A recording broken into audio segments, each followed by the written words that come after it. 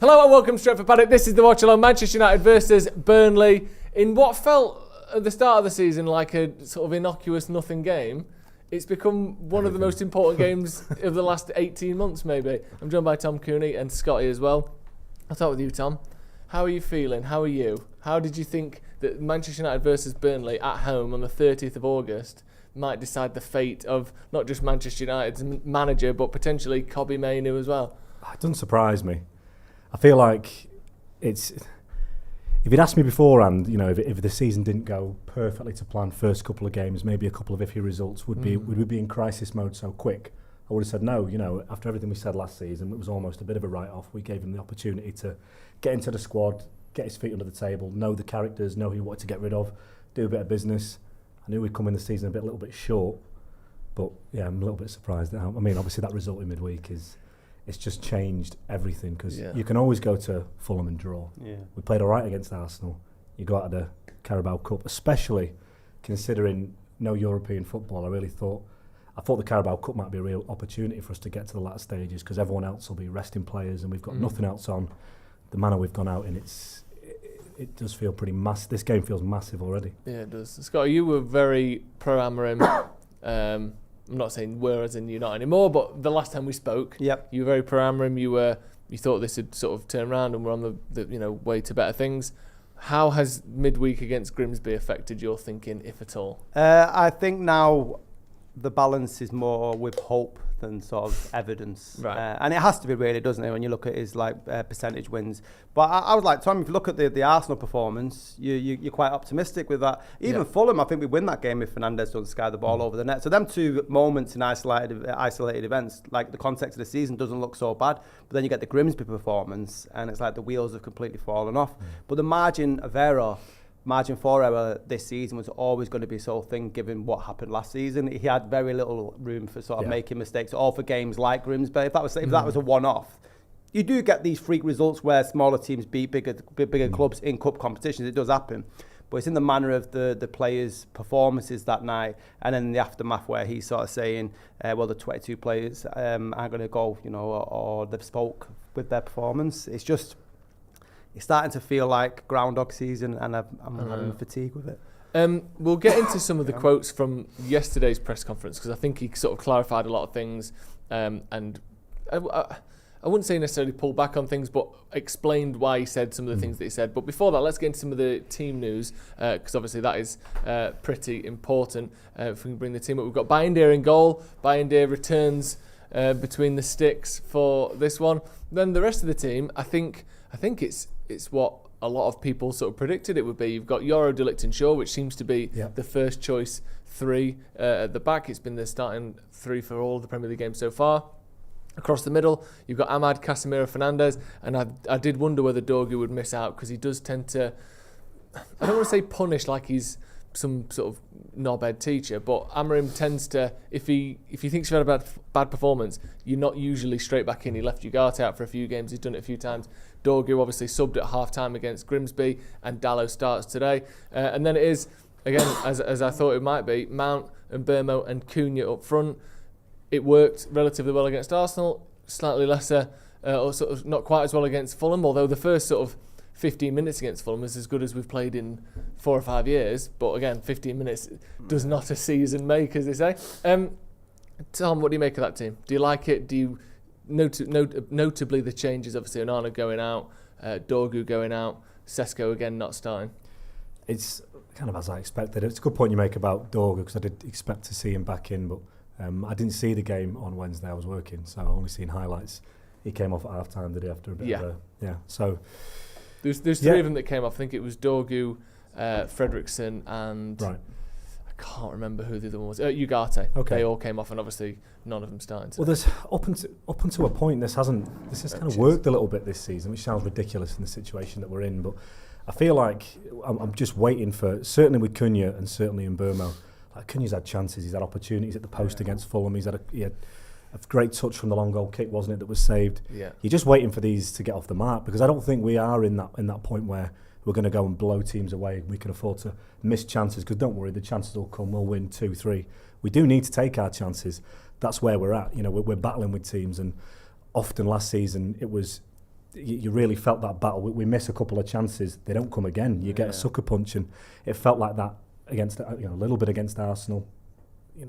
It's too tight for us to be missing chances. I'm just hoping the front line has worked okay up until a point. I'm really excited for them to get off the mark and see if a bit of confidence can bring a bit of an upturn. Yeah, I mean, obviously not in the circumstances that you'd want. Mbeumo did get a goal against Grimsby.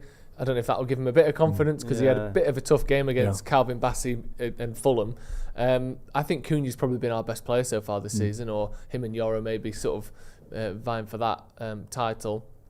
Do you like that front three? I know not long term presumably, but are you surprised Cesco's not starting, or do you see why he's stuck with those guys? I mean, we don't see how fit Cesco is in training to start games, but where we are now in design, for goals and stuff, I'd have put the £70 million striker to start up front when we're not scoring.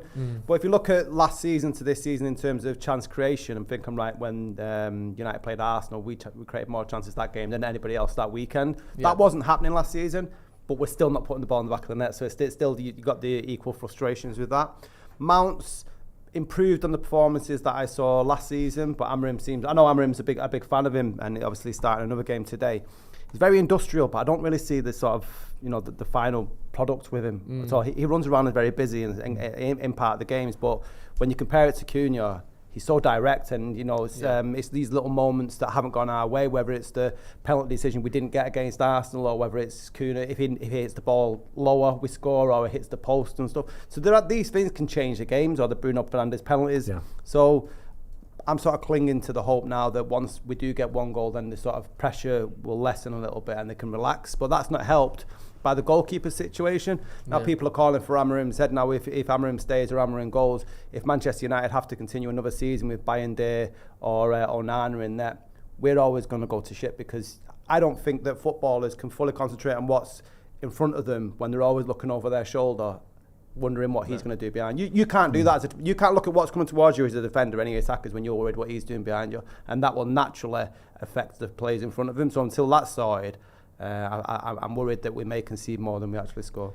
Yeah, the goalkeeper thing's mad. It feels like you mentioned the Arsenal game, just to sort of back you up on that. United had 22 shots against Arsenal, which is amazing. We look great though, Joe. That's the thing. The optimism, we all left here. And I was like, we've got beat, but that's the most optimistic I've felt. Yeah. Even watching United win, I've not felt that as optimistic as I did 61% possession, 22 shots against one of the best defences in the league last season. Like, there was reason to think that it might improve. Just on the sort of the goals and the lack of goals again, I do feel differently about this team though, in terms of the odds of going a full season where we underachieve in front of goal. I think you look at just the finishing quality of Garnacho and Xerxes and Højlund, and we barely even got Højlund any chances, let's be honest. But I think you put Mbeumo and Cunha there, and they are less capable of missing chances week in, week out. I think eventually they will put the ball in the back of the net. So I just think that, yes, right now it's not good, but I can't see how we go another season underachieving in front of goal so massively. I just don't think it's going to happen personally, but obviously we need to start seeing it at some point, because otherwise it's just this theoretical thing that we keep pushing down every sort of week or so. Yeah, I mean the major difference there is when we're looking at players like Højlund and Garnacho to score goals, we're relying on them to fulfil a potential, so it's all hypotheticals, whereas now, especially with Mbeumo and Cunha, we've already got proven goal scorers, so they've just got to continue what they're used to doing rather than reach new heights. The pressure shouldn't be that bad, although they've come to a new club and it will come with Manchester United. But you expect them to start banging goals. I don't think chance creation has gone up massively, but I look at the amount of chances Cunha already has created for himself a little bit. It was that part of Højlund's game that we're often talking about, like, at what point is it his fault? The fact that he's getting so few chances. It seems a matter of time with Cunha. The way he can carry the ball, the way he can drop in, turn and run at players, he carries it so well, and I think he will get opportunities. And you like to think when one goes in, a few more will follow. It's the aggression that he plays with as well, though. Yeah. I don't mean that in terms like he's aggressive trying to fight everybody, but with the ball, he's got an aggression that he wants to do something. That's been sorely missing at Manchester United. And I think when you see a play like that, it makes the rest of them pale in significance. There's not too many players in that pitch who take accountability for their own sort of performances or on each other. And when you look at Cunha, I'm hoping that that's sort of seen as something, okay, I need to be more like that with the rest of the players. Yeah, no, I completely agree. I think Cesco is an interesting prospect, because like, I think he looked poor against Grimsby, first of all. But obviously, one start, I'm not going to, judge him going forward. My only worry is, are we going to make him enough chances? Because I know that Højlund isn't a great striker. I get that. But he didn't get enough chances made for him either.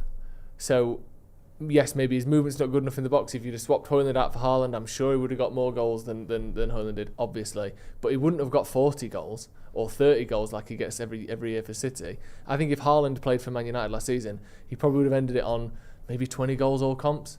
I genuinely think, or maybe he might have got 3 or 4 in one Europa League game that had taken him over there. But the amount of chances that Højlund had, and just the amount of times that our players looked to put the ball in good areas, just wasn't enough at all last season. There were so many times against Grimsby even, let alone against Fulham, where obviously you're playing against a better opposition, where we get the ball in the wide areas or with Cunha or whoever, and they look up and there's one man in the box, or there's one man in the box and someone trying to get into the box.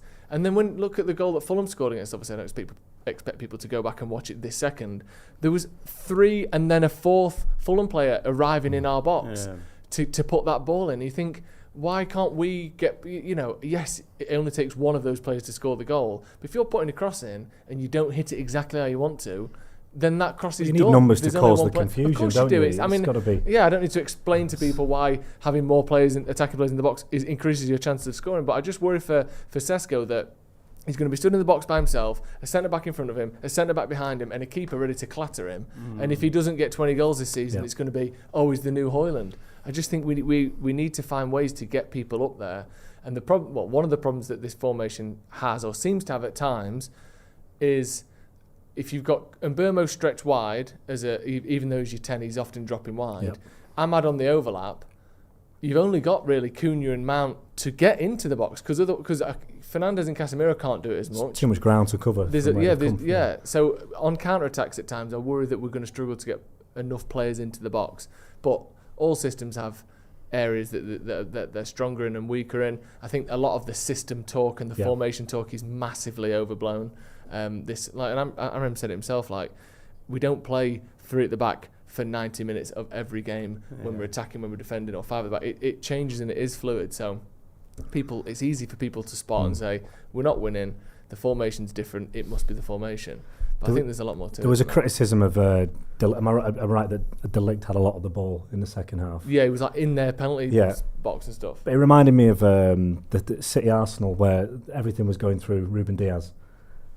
The 1-1, the late one where Haaland throws the ball at Gabriel, and it's like, sometimes the game will work out like that, but it's not. You don't react and change your system. Like the players know, sometimes the game will pan out in a way that, okay, that's not how we saw it, but they're trying to put what I want into practice. It will sometimes work out like that, and that's no one's going to criticise Manchester City for 1 week. I've not seen De Ligt overly involved. I heard this criticism. I thought. Yeah, that people want to zero in on these things and too much to attack or to sort of build up through him. I mean, I don't think that's Amarim's plan. No, I know. But the other thing as well is, like as Amarim said, as many people have said, you don't lose to Grimsby because you're in the wrong formation. He should be able to put them out in a 2-6-2 and win the game, or pick just some orientation of 10 players. You should be able to do that and win, because we are 4 divisions above them, or 3 divisions above them, in the 4th tier of English football. That a lot of 11 players should be able to go there without even speaking to the manager beforehand and win that game, let alone with a system and an idea and a tactic that has won the Portuguese league. You can't tell me the Portuguese league is worse than League 2. It might not, it might not be the best league in the world, but we should have won that game regardless of the system. And I almost think it's a good bit of evidence to use to defend Amarim. Not that we should defend him endlessly no matter what he does, but the fact that you blaming the system for not beating Grimsby, that's irrelevant. The system is irrelevant in games like that. They just didn't work hard enough. They didn't run hard enough. They didn't do the basics. Yeah. But any system should beat Grimsby. 15 years ago, maybe 20 years ago, I feel like it was always that, when you're playing low league opposition, no matter how well, if you have a bad day, gets to 60 minutes, the fitness kicks in.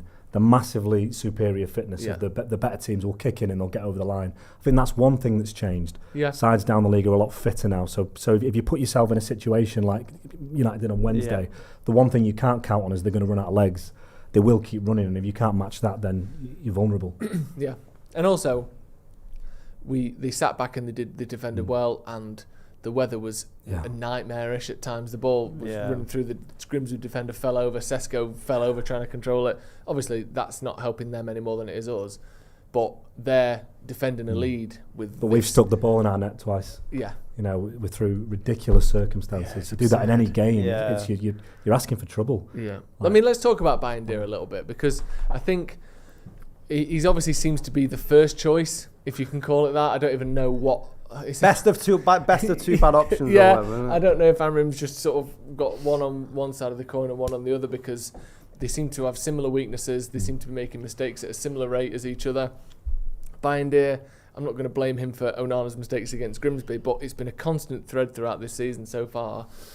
United will have spells where they look good, where they create chances, and we typically don't score.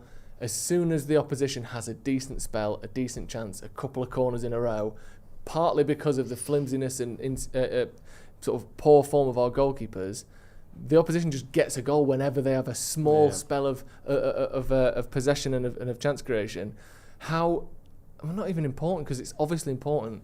What do we do here, Scotty? What do we do other than just buy a new keeper? Well, I think that's what we'd need to do before the transfer window. But for the here and now, Amorim knows it. Everybody else knows what Bayindir's weaknesses are. So you've got to be working on in training for having the defenders to be around him and protect the goalkeeper, which sounds pretty pathetic, because goalkeepers should be able to sort of control their box. If we look at it, Raya at Arsenal, he did exactly what Bayindir should have done.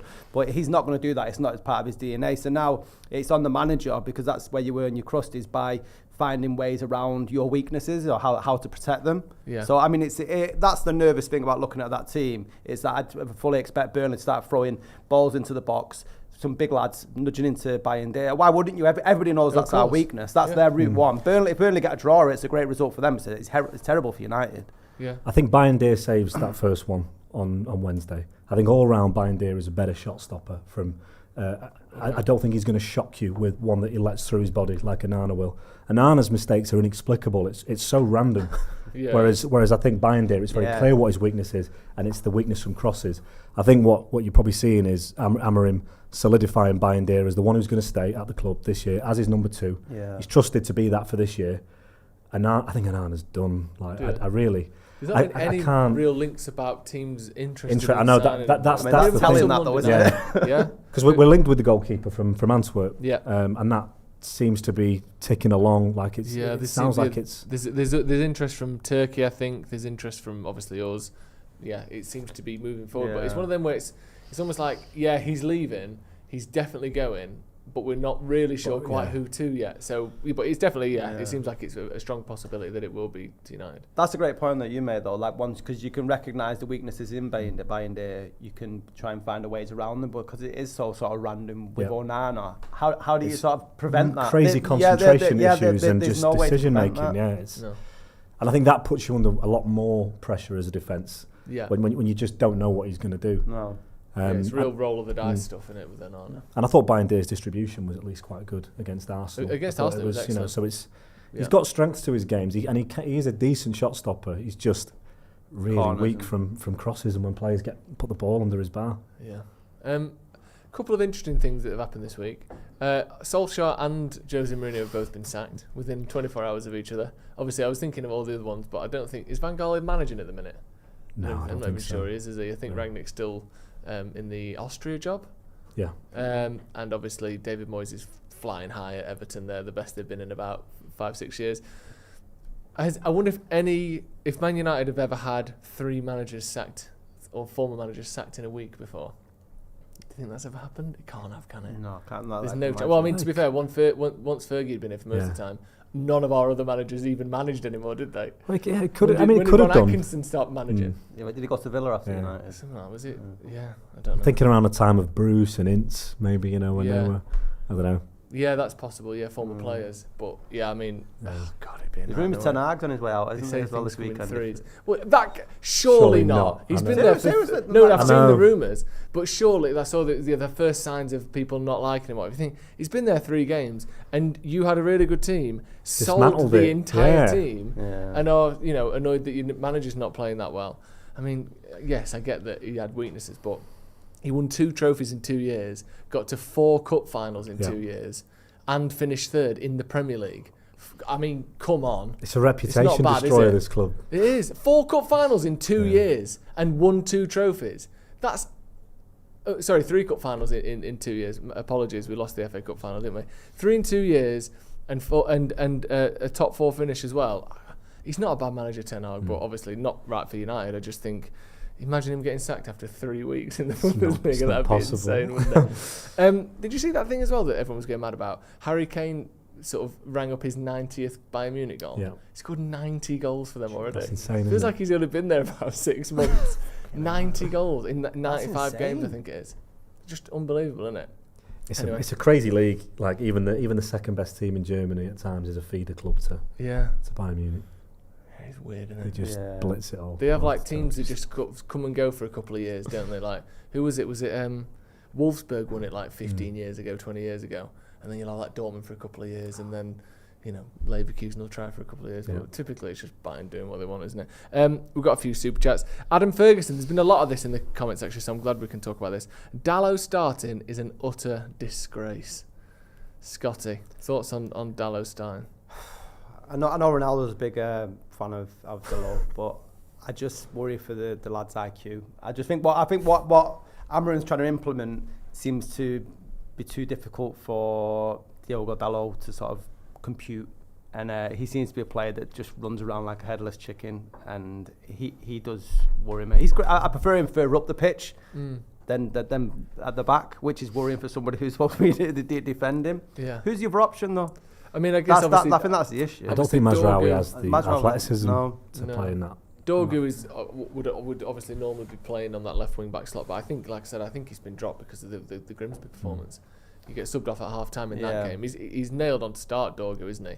He's obviously seen something he didn't like there. So, and again, not that he's a school teacher who has to sort of give you detentions and all that stuff, put you on report.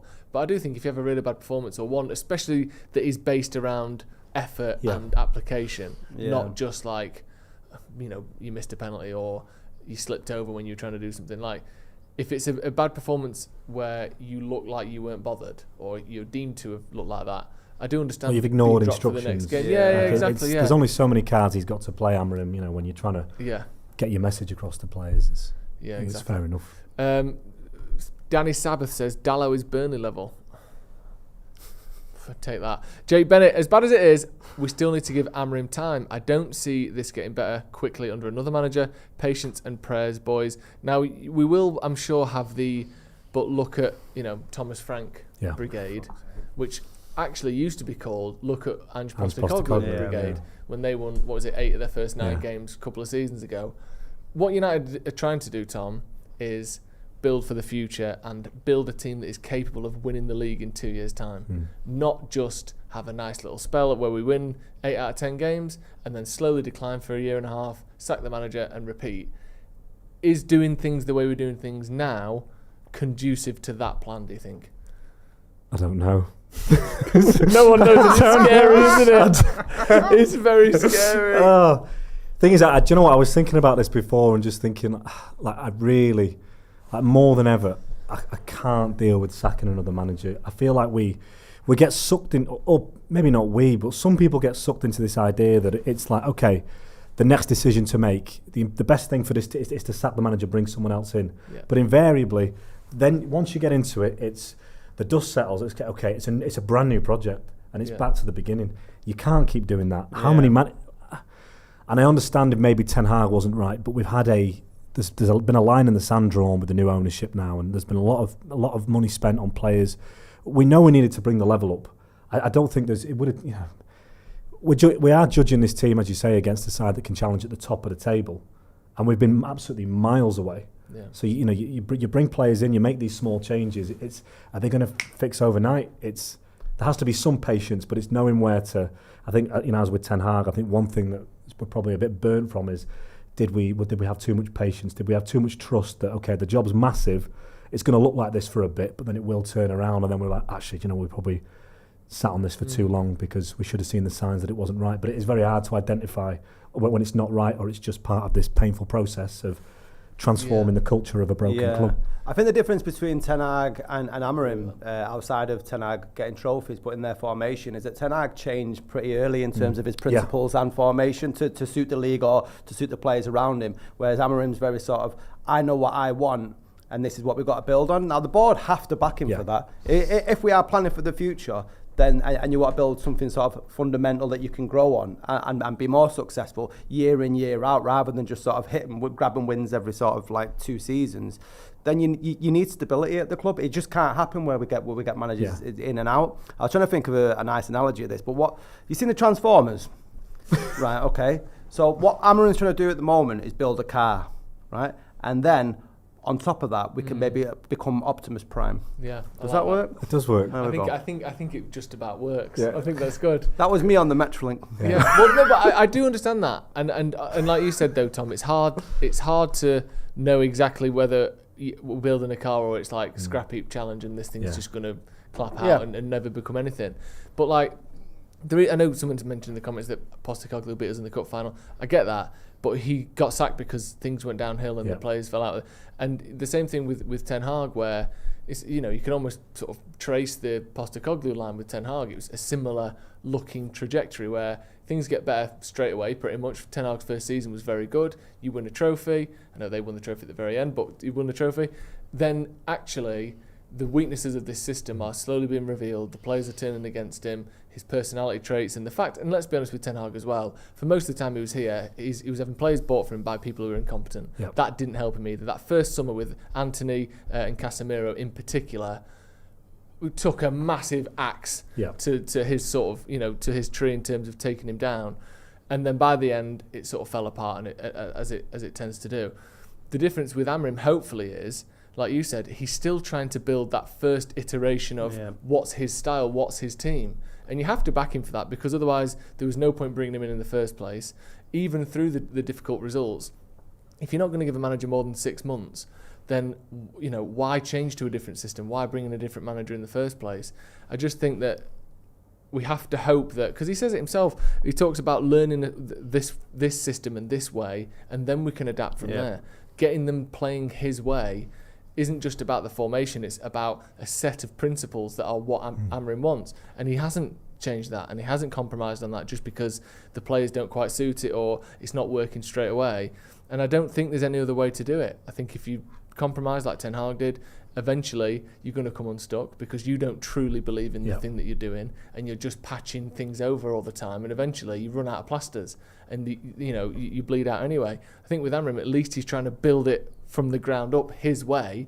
So if it doesn't work after 12 months or what would, at the end of the season or whatever, it's going to cost him his job. But if it does work, I feel much safer in thinking this will work longer term, because it's actually in the image of the manager rather than this compromised thing of Frankenstein's monster of tactics and personnel. The reason clubs like City and Liverpool and Arsenal to a lesser degree have been successful or getting high league positions is the sort of little changes that they have to make year in, year out. Whereas it seems that Manchester United, because we've been going for this sort of managers every 2 or 3 seasons, it's hallmark changes. Okay, we're going to need to change all them at the back, but you need to have such a high baseline of your first 11, and then you just make these little, maybe just change a striker every 2 years. But United is like, we have to change everybody. Like if you look at the squad now, even though we've had a relatively good window, we're still about 4 players short from what I'd say is a strong starting 11 to get to the top 4. Yeah. Some of our issues now that need fixing though are fixes that were made within the last 18 months or so, like Onana. Even to you look at, I don't want to dig out Ugarte, but it was a big signing that was meant to, we can't really be spending 60 million on someone who's going to be a squad player, and there's question marks over him. We need to build a team for the system. I think when Amorim went in at Sporting, didn't he get rid of like 18 players in the first window?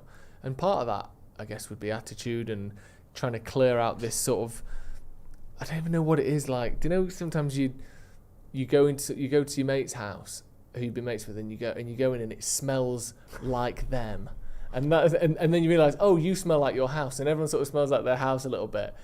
Like, I feel like Man United players smell like Man United. They get something on them that you can't get rid of. And you almost have to fuck everyone off, clean it all out, get Kim and Aggie in to come and scrub the ceilings, and then start again. I almost feel like if you're here for too long, or if you were here for too long during the weird years, you become weird, tainted. Like you become part of the problem, even if you're a good player. Like, I think if Rashford had come through in 1995 instead of 2015 or 16, whatever it was, he would have had a much longer, different and better career than he did now. Not just because of the manager changes and all that, but because it's like United used to pull players forward. Now it's like holding them down and stopping them getting up. I think Cunha's obviously still, and these transfers from this summer don't have any problem and any of the sort of the curse or the smell on them.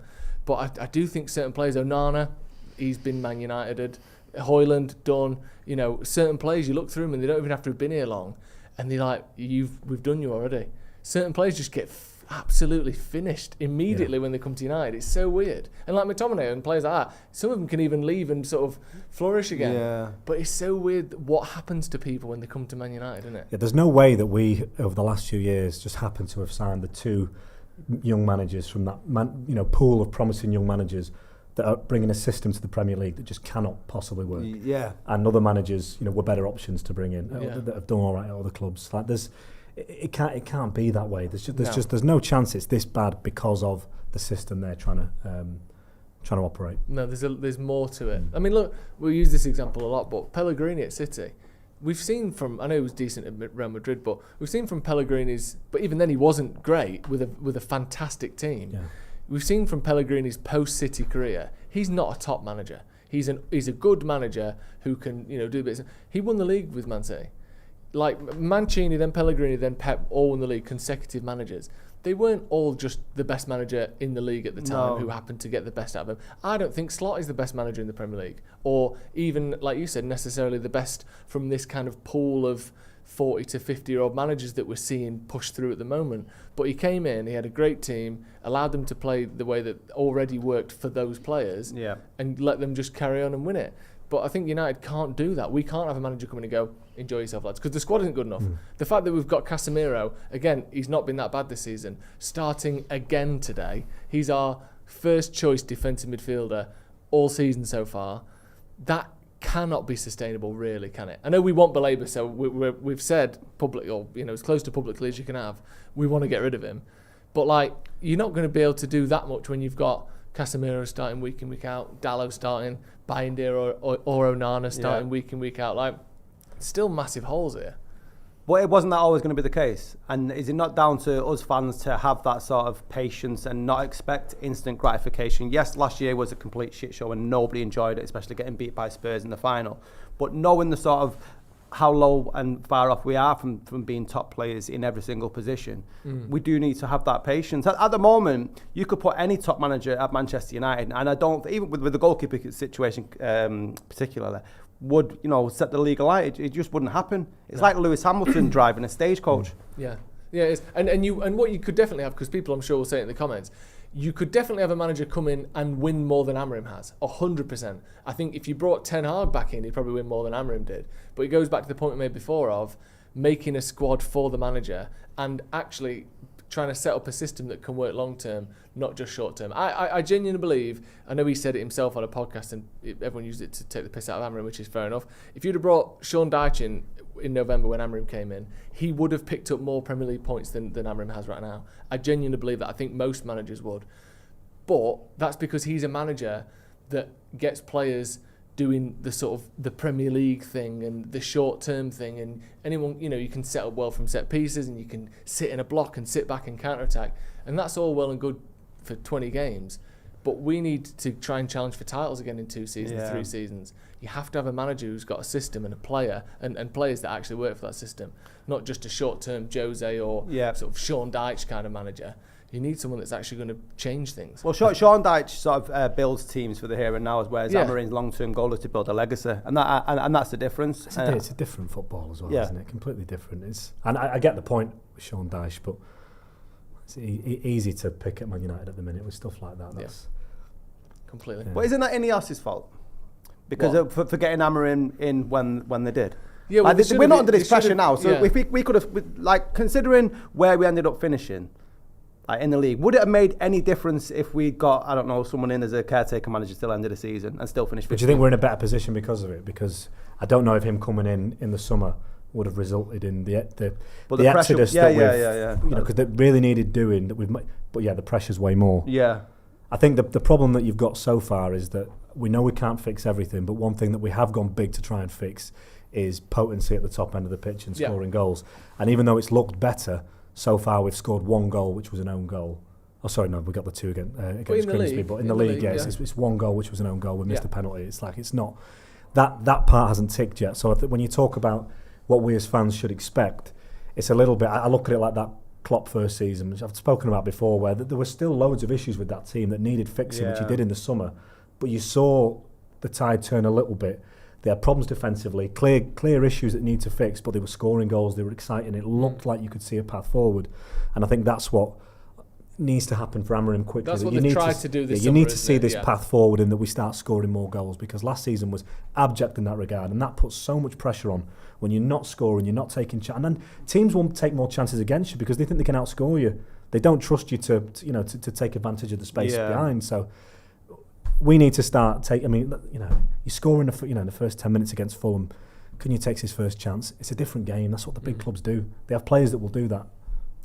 Just in the other score then earlier on, Chelsea beat Fulham 2-0. Pedro and Fernandez with a penalty in that one. Relatively comfortable by the looks of things. Didn't watch the full game, but the bits that I did see was Chelsea doing a lot of the attacking and creation there. Although Fulham very unlucky with that disallowed goal. Yeah. Just shocking. Just, what is it, like a sort of Zidane kind of pirouette, spin, turn and stood on someone's foot whilst doing it, and the goal was disallowed for each thing. And the Saliba challenge on Cunha is a much stronger challenge, and it's VAR intervening because it wasn't given on the pitch. Orders of magnitude, as people say. We've got loads more super chats. Let me get into some of these. Obviously, we're trying to be positive here. Let's be honest, we're trying to be positive, aren't we? We're being honest, I think. No, but I think we're being honest, but we're doing it through the lens of overall we think Amorim can still do a good job. And then there are plenty of people who have given up on that, who don't think he can, and that all the things we're seeing are just examples and proof, and there is plenty of it, that he isn't good enough. So I do get that.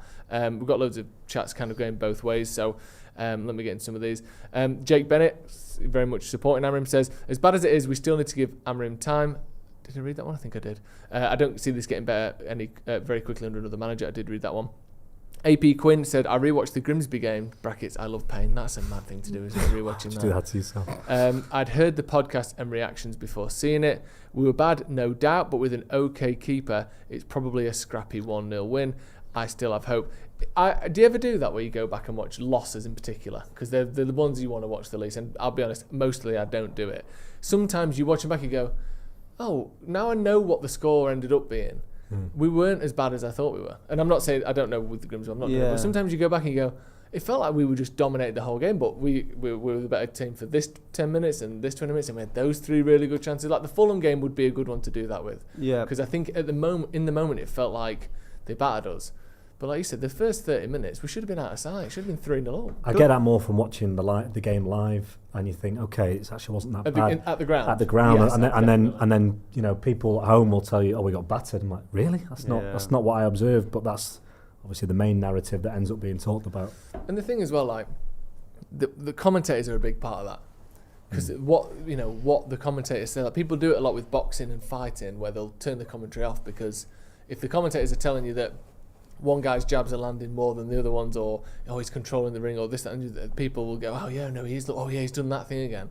And then at the end of the fight, you'll see the judges saw it completely differently because it doesn't necessarily matter if you throw more, if they don't land, it doesn't count, kind of thing. So sometimes if you watch it, and if Gary Neville's in a bad mood, he can tell you that Bruno's a disgrace, Cunha's no good and not worth the money, that Yoro's shit, not they would, but all these things, and you think, we were terrible today. You watch it back with the American commentary or the dodgy stream that you can find to find the full 90 minutes, you think they're quite positive about us, and they seem to quite like Mason Mount playing there, and sometimes you watch it and you go, actually, this wasn't as bad as it looked, but this is, we're just being as optimistic as humanly possible here. I love this. Jason McAvoy says, no doubt about it, I'm ready to be hurt again.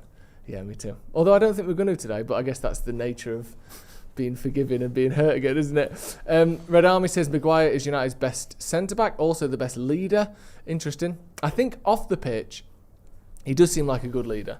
I think from all the reports you hear of at the training ground, he's very popular. I think England is very popular. I think within football, footballers think he's good and like being around him. Yeah. But I think on the pitch, he doesn't have that level of like, you there, and he's not quite at the quality of Bruno is most of the time. So I think it makes sense he's not captain. He always comes across like a honourable man, though, doesn't he? Yeah. In terms of like the path of his career, there were loads of moments where he could have said, right, I've had enough of this and stuff, but he didn't. He stuck to his guns, had faith in his ability, and said, right, I'm going to prove you wrong. And he had, and there was times it was horrible for him, especially in the Stretford end, his own fans booing him and stuff, and to sort of walk through that fire. I think that's admirable, and a lot of the younger players could look up to that and sort of say that's what you should be doing as a role model. Yeah, I think he seems like a decent bloke to me, Harry Maguire. I don't think that's ever been kind of in question, really, is it? People seem to, like I said, generally like him when you see him do interviews. The one with Rio the other week I thought was really good. It's like Ollie on that, was it?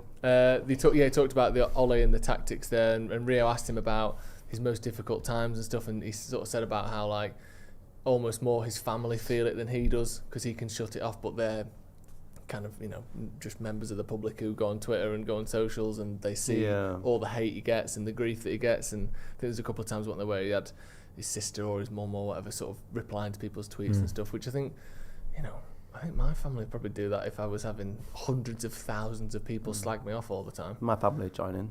Yeah. What was this slagging off of me? Get him!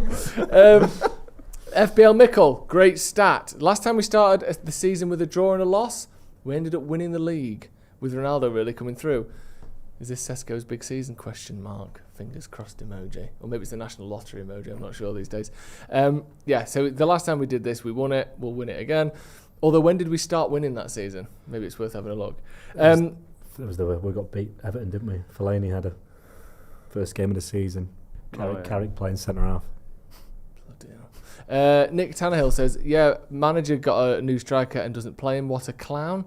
This is Ten Hag starting Mazraoui in the 10. He's trying to get sacked. I don't think it is that, because what player's playing out of position today? None. I think Cesco had a muscle injury towards the end, which is why he took the 10th penalty. He was cramping up, which is because apparently he has to take the first one. And the medical said, don't take one if you don't have to, because he was cramping up. So I feel like the plan from Amorim would have been, come on, stick him out against Grimsby, get a goal, get him firing, take him off on the hour, start today. Yeah. I feel like that's what he was probably wanting to do, and he's ended up playing the whole game, not had a great one, and ended up coming off very tired. Yeah, but what was the narrative in the press the following day? Coward, because nobody was talking about the possibility that he had cramp or anything like that. But that's what it was. But it's like you were saying before about how pundits sort of control the narrative.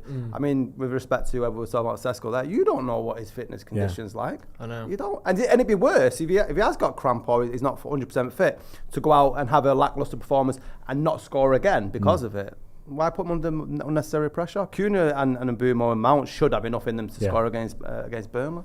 Yeah, they should. James Stewart, we need to remove all the pressure we put on our players by the media. Need to do the City thing where we make journalists explain their articles.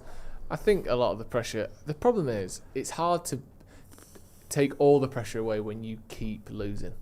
Like, there's a limit to how kind of like, no, fuck off, we didn't like that, see you later. I get that you almost need it more when you're losing. Yeah. But you can't completely deflect from everything. When he's won, 8 games in 29 or whatever. Like, at some point you have to go, maybe that's the best that article's going to be in the current circumstances. It's the manner of the defeat, though, isn't it? Compare Grimsby to Arsenal.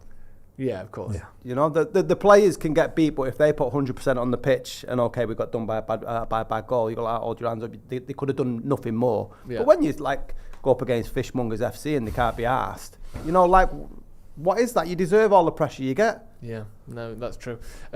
Mikhail says, first game I ever saw when I was 12 was 4-0 loss to MK Dons. Still fell in love with the club and watched every game since. GGMU up the Reds. Wow. Fantastic, see?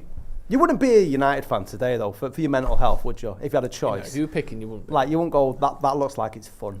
No. What a joyous time them lot are having. Yeah. No. Obviously, we win trophies occasionally, so that puts us above a lot of teams. But in terms of top flight, big teams, like the big teams in Europe, we've had the worst 10 years probably of any of them. Yeah, but I mean, even the mega teams. Even if you went online Definitely. and you sort of seeing United fans as a fan base, like it's not warm. No, it's tough. It's stuff, just abuse city, isn't it? I mean, the Premier League's as tough as ever. Like Yeah. on the continent, the big teams can, almost half-arse it and win trophies, but it's so easy to just get lost the way we have done with the way the Premier League's going.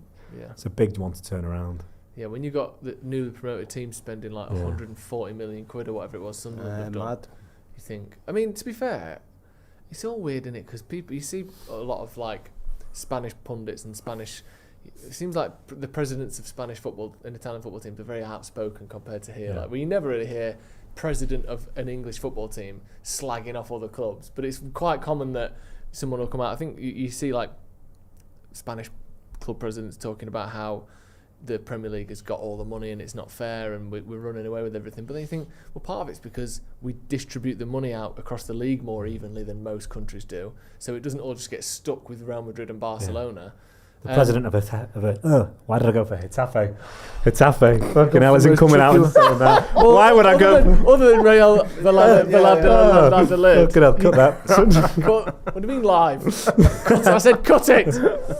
Yeah, I do always think Of Getafe There you go. isn't coming out against the Premier League. It's the big boys. I mean, they had their time, didn't they, in the 90s, and it's as you say, we have shared it out a lot better. I mean, we can sign the best players from coming to the to your West Hams and stuff. I know. Well, who was it? We were talking about this the other day. What was it? Max who? Max Kilman. Went to West Ham for 40 million last year. Yeah. A 27-year-old English centre-back. So, not obviously English makes him cost a bit more, but never a sniff of the England squad. 27 years old. They signed him for 40 million quid. And Garnacho's gone for the same. And the Garnacho's gone for up to 40 million quid. That's depressing. Let's get into some of this, because there has been the bomb squad is being disassembled a little bit. We've got the little robot in there, sweating his tits off, not knowing which cables to cut. Anthony's back though. Anthony's back. He cut the red wire when it should have been the black or I can't remember which one's which. I don't know. The robot's panicking. Anthony, we'll get to that in a minute because that's all a bit up in the air. Garnacho, obviously, to Hoyland. It will be to Hoyland in a minute. Garnacho to Chelsea, 35 million rising to 40 million with add-ons. Pretty stinking fee when you think about 21 years old. And you look at what he's statistically achieved for compared to other players his age. Doing it at Man United in this environment, he's capped for Argentina. Yeah, it does stink, but it's hard, isn't it? Because I don't think anyone really saw a pathway for him back into the team. So there's no leverage at all. No, it's you can't expect someone to spend this. It's probably worth, in current market conditions, 50 to 60 million quid. I would have hoped we'd got maybe got a slight more with a sell on, maybe. Or is it 10%? It's 10%. I mean, you're not going to get much off. No, and that will be probably of the profit, won't it? Yeah. So if they sell them for 60 million, we'll get 10% of that 20 million. That's what I mean. I was hoping maybe. So if they sell them for 60 million quid, we get 2 million quid. Yeah. What's the point? Yeah. Absurd. Sorry. Let's move on to Hoyland, because there was a here we go for that earlier as well today about Getafe. him going to.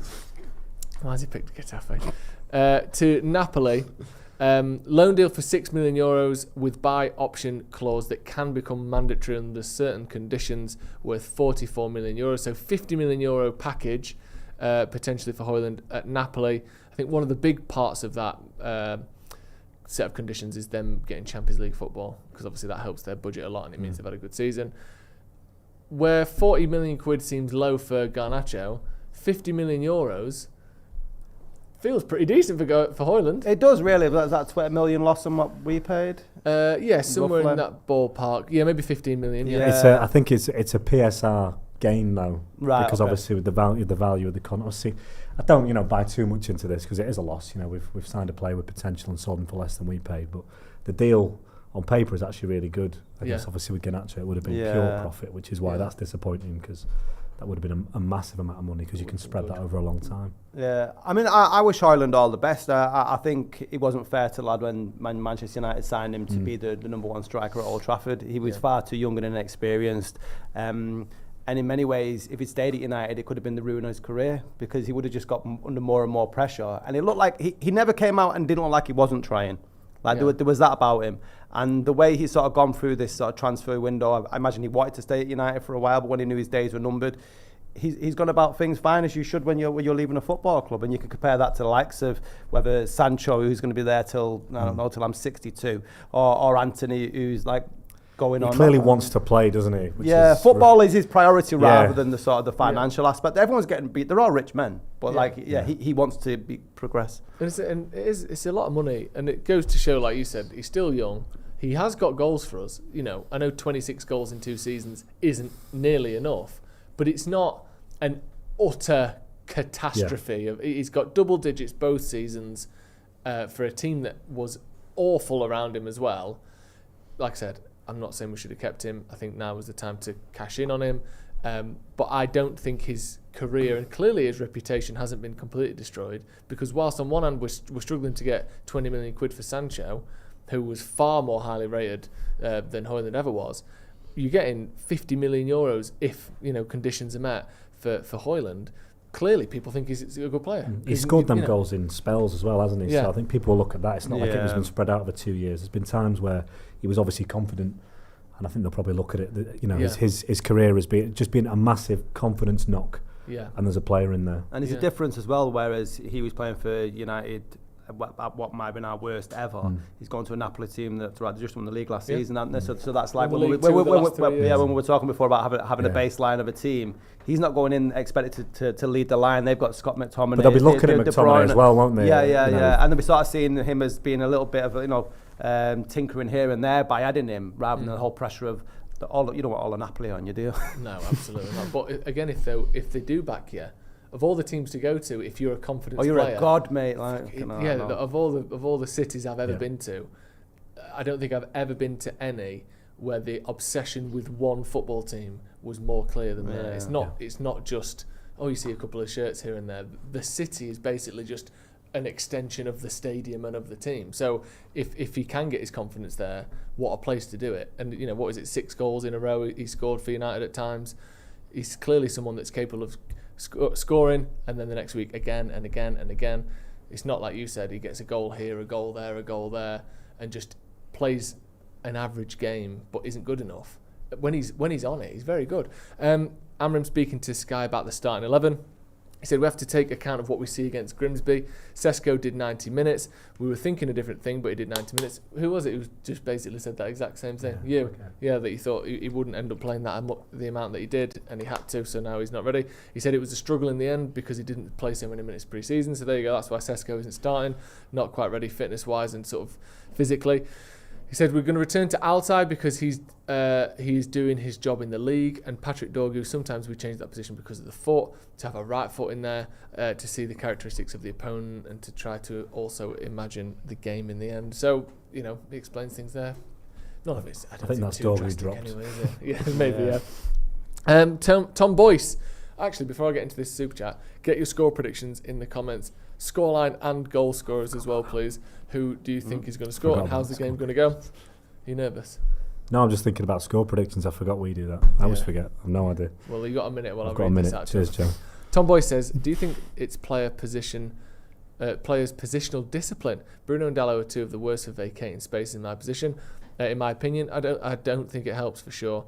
You put Michael Carrick in that midfield, all of a sudden there's a lot less holes and a lot less gaps. I think someone who's for me, he's got the best positional discipline of any midfielder I've seen at Man United. I think he was in the right place at the right time almost every time, and the way he would block opposition attacks by being between you and the man you want to pass it to, he almost could sort of shepherd things defensively despite not being a world-class tackler or this aggressive kind of defensive midfielder. I thought he was amazing defensively. It feels like it's a natural instinct in Bruno to always want to go forward and sort of truffle out goals or create always. And he's 31 now, and you're not going to teach him all new tricks, are you? So for him to sort of stay back and be one of the lines to stop the midfield running through us was the issue that we saw against Fulham, and we'll continue to see as well if we're not going to invest in that position. Yeah, definitely.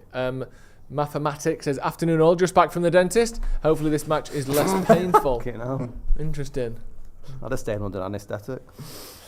That would have been nice. Local anaesthetic, but just the whole, just numb just everywhere. Yeah. Score predictions then. Let's get into this. Randy S says 2-1 United. Suvik says 3-0. Tomboy says 2-2 is mine. Bore draw. The Boer War. Fina says 2-0 to Burnley. Yeah, there are some people being realistic, it seems. Semed says 2-0 United. Cunha to get the first one. Hollow Wok says 2-0 to Burnley. A lot of twos. People aren't hugely optimistic. I'm going to start with you, Tom. Now you've had time to think. How's this game going to look? I'm going to go big. Do you know what? 5-0 loss.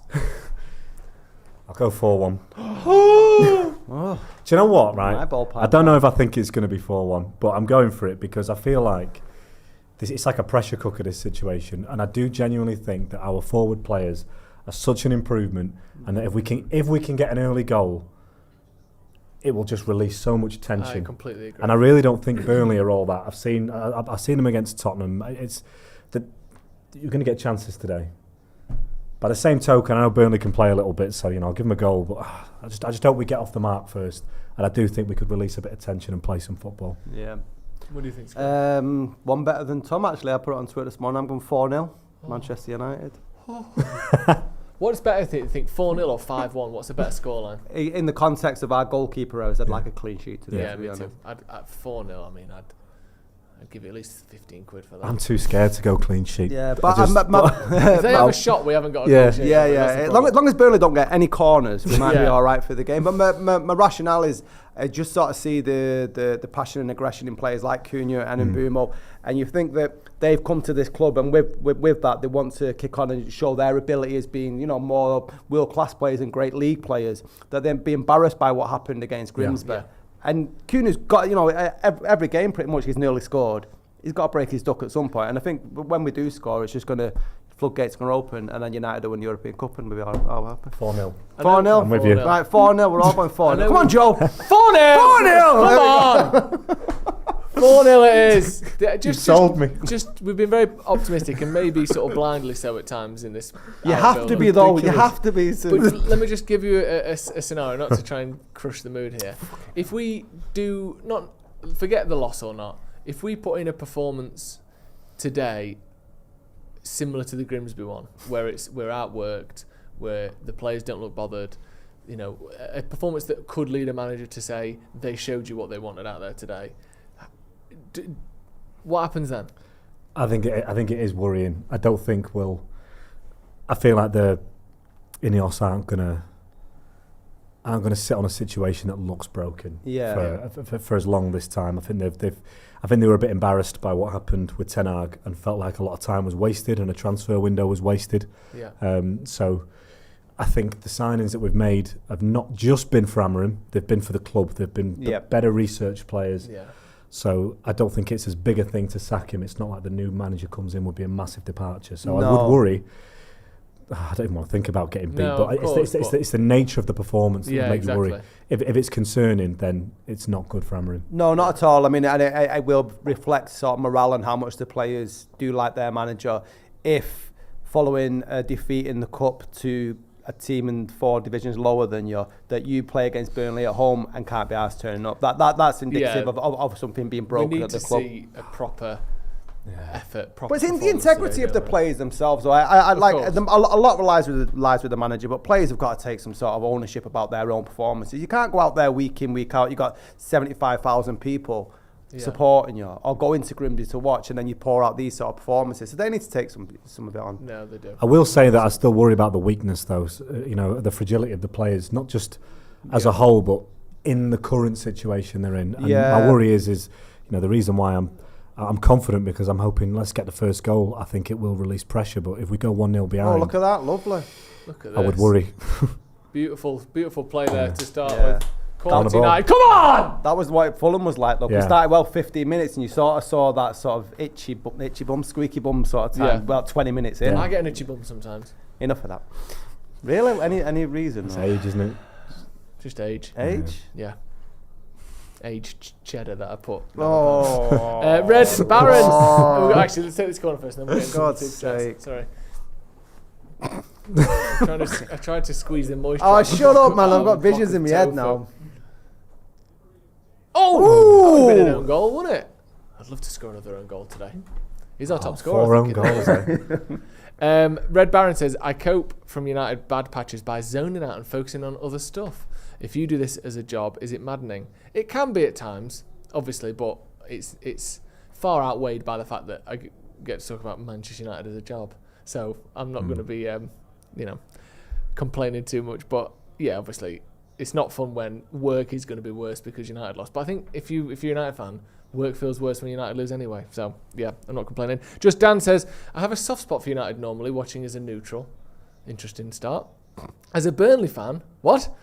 Oh, Nice. so he normally watches United and doesn't mind us. Bit slow there. Bloody hell, well done, Brighton. Almost. Oh. See there, Casemiro. Oh, well played. Casemiro just took himself out of the game for no benefit whatsoever then, didn't he? It happens way too often with him. He's like a 6-year-old on a wet pitch the way he slides around. I know.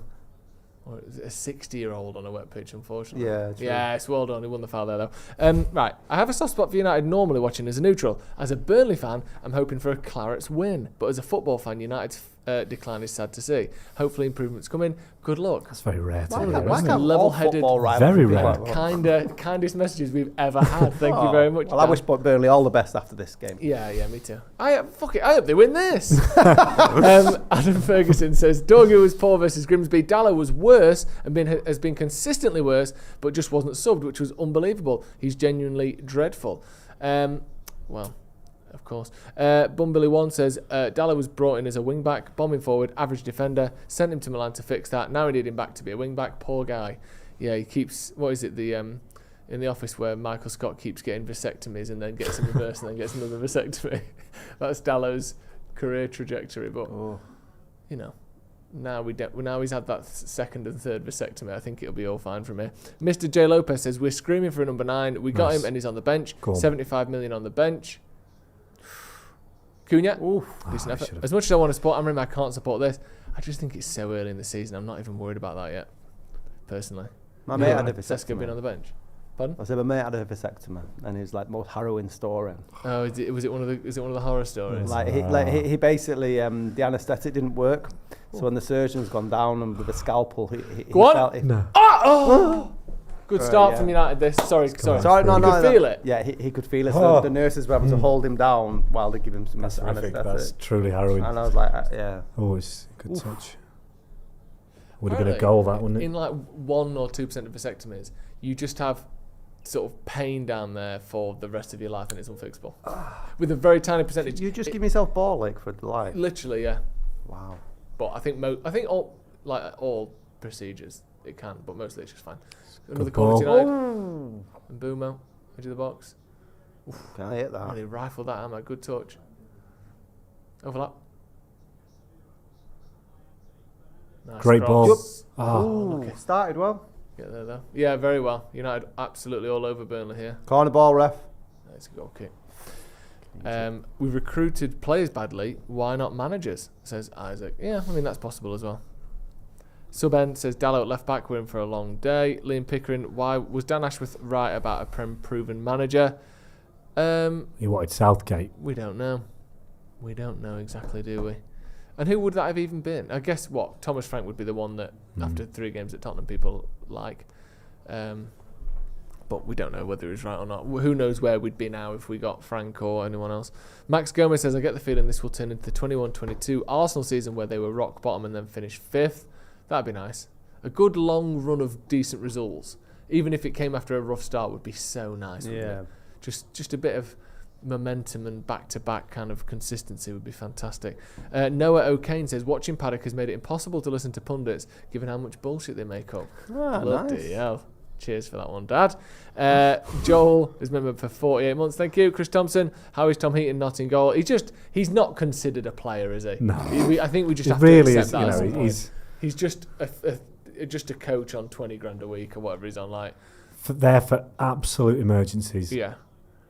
But even then, we are yet to see an emergency of at that the scale magnitude. of that magnitude. What is the Tom Heaton emergency? It's like Scott Carson, isn't it? He'll get a game maybe. Oh, go on. Oh, come on, United. Why? That was a wrong decision. He could have turned inside there. He had a lot of space. Are you wearing my underwear? Says 4-0 to Burnley. If we play well, we might score 1. Blimey. And Adam Robinson says, Cesco should have started. Burnley at home is the best Premier League game to start in. My wife told me she thinks of Luke Shaw when we make love. Okay. Are they separate things? Lovely profile picture though, Adam. Tropical flower. My wife told me she thinks of Luke Shaw. Luke Shaw? That's quite niche, isn't it? What do you think about that? Well, he's not the usual sort of heartthrob of who would be? Anyone but Luke Shaw. Well, like, we've Phil spoken Jones. about this before on the channel. Cunha is by far the best looking Man United player now. Yeah. Isn't he? Let's just. Is there any? Do you know what? I can't even appear to think too much about it. Mason Mount? Mason Mount? I don't know. People find people are into different things, some aren't people they? have posters You know. on him on the wall at home, and Lizzie tells him to take him down. I mean, their girlfriend. Cut that. What do you mean we're still live? Binday is very tall. Some people like that. Yeah, but when you see him defending a corner, you can't fancy Yeah, him. That's not attractive. It's not No, good with it's his hands. Exactly. Yeah. Now, I think it's Cunha all the way. Cunha all the way. Love it. Burnley just having a little bit of the ball here. Kyle Walker. Forgot he went there. Fucking Oh, hell. that's cool. Just walk This is the through. worry. That's really easy to just glide between Casemiro and Bruno there. Fuck. Casemiro does do a lot of jogging around slightly behind the man with the ball, doesn't he? Bit of space on the edge of the box. Ooh. Casemiro's used his neck and cheeks to block that. He's fine, but Burnley had the ball. He's done well. Just Yeah. use what you can.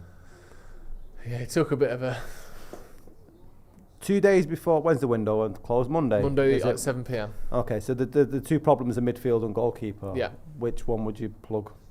I think goalkeeper's happening. Yeah. I'm certain of it. You could only have one though. Would you prefer goalkeeper over midfielder? If I could...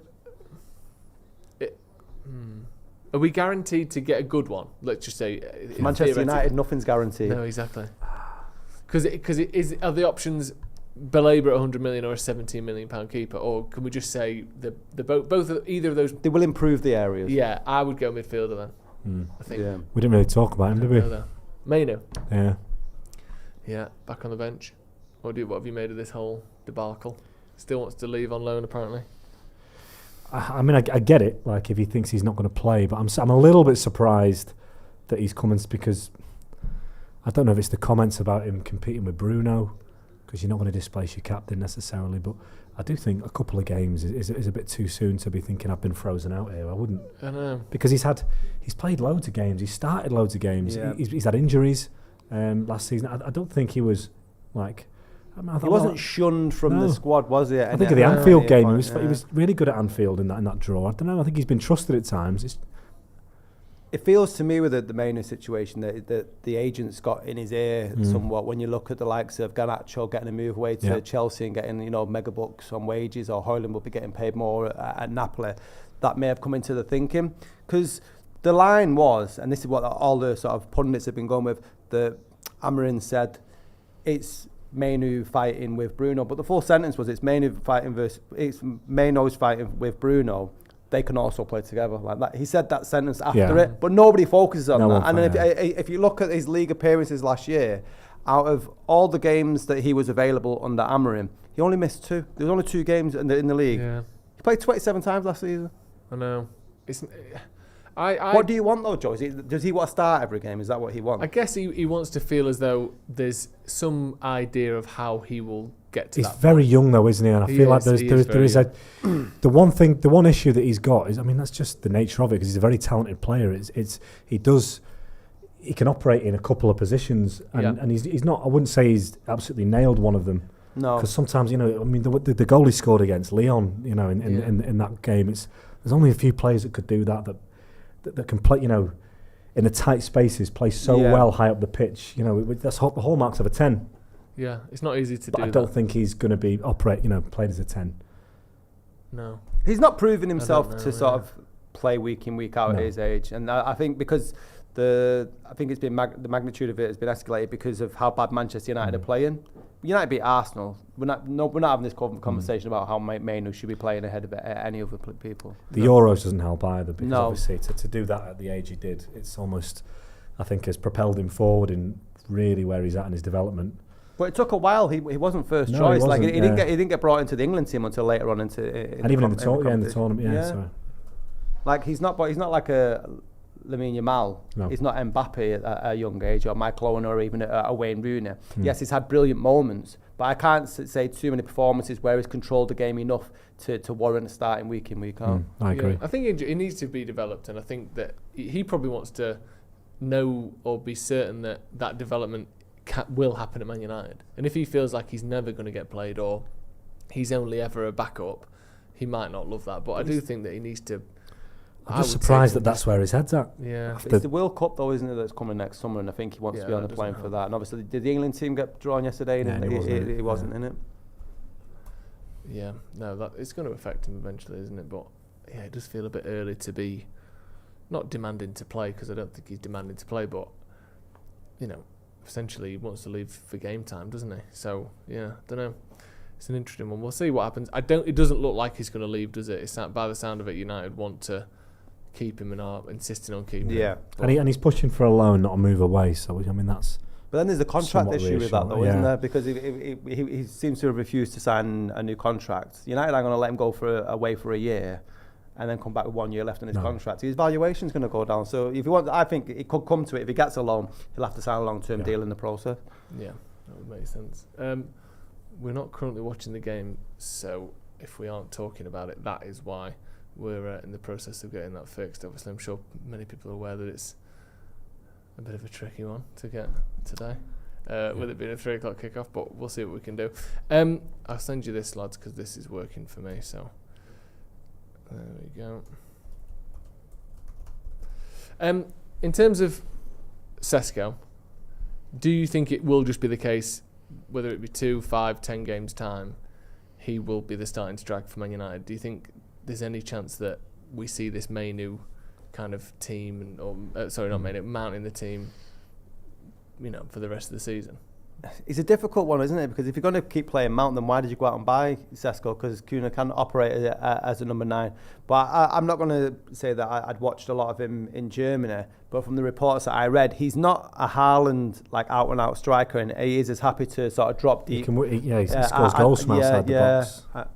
I mean, United have missed that massively, haven't they? Sort of banging him in from the out the box. Yeah, I wonder if you got to assume eventually the plan is he's going to be starting for United, haven't you? Yeah, I mean, he's too much money. He's a player come with, massive potential.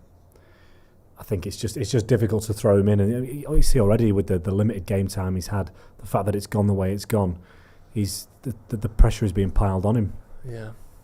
Right, we're back on here. So we've got Dallo looking like a centre forward there. I don't know what he was doing there.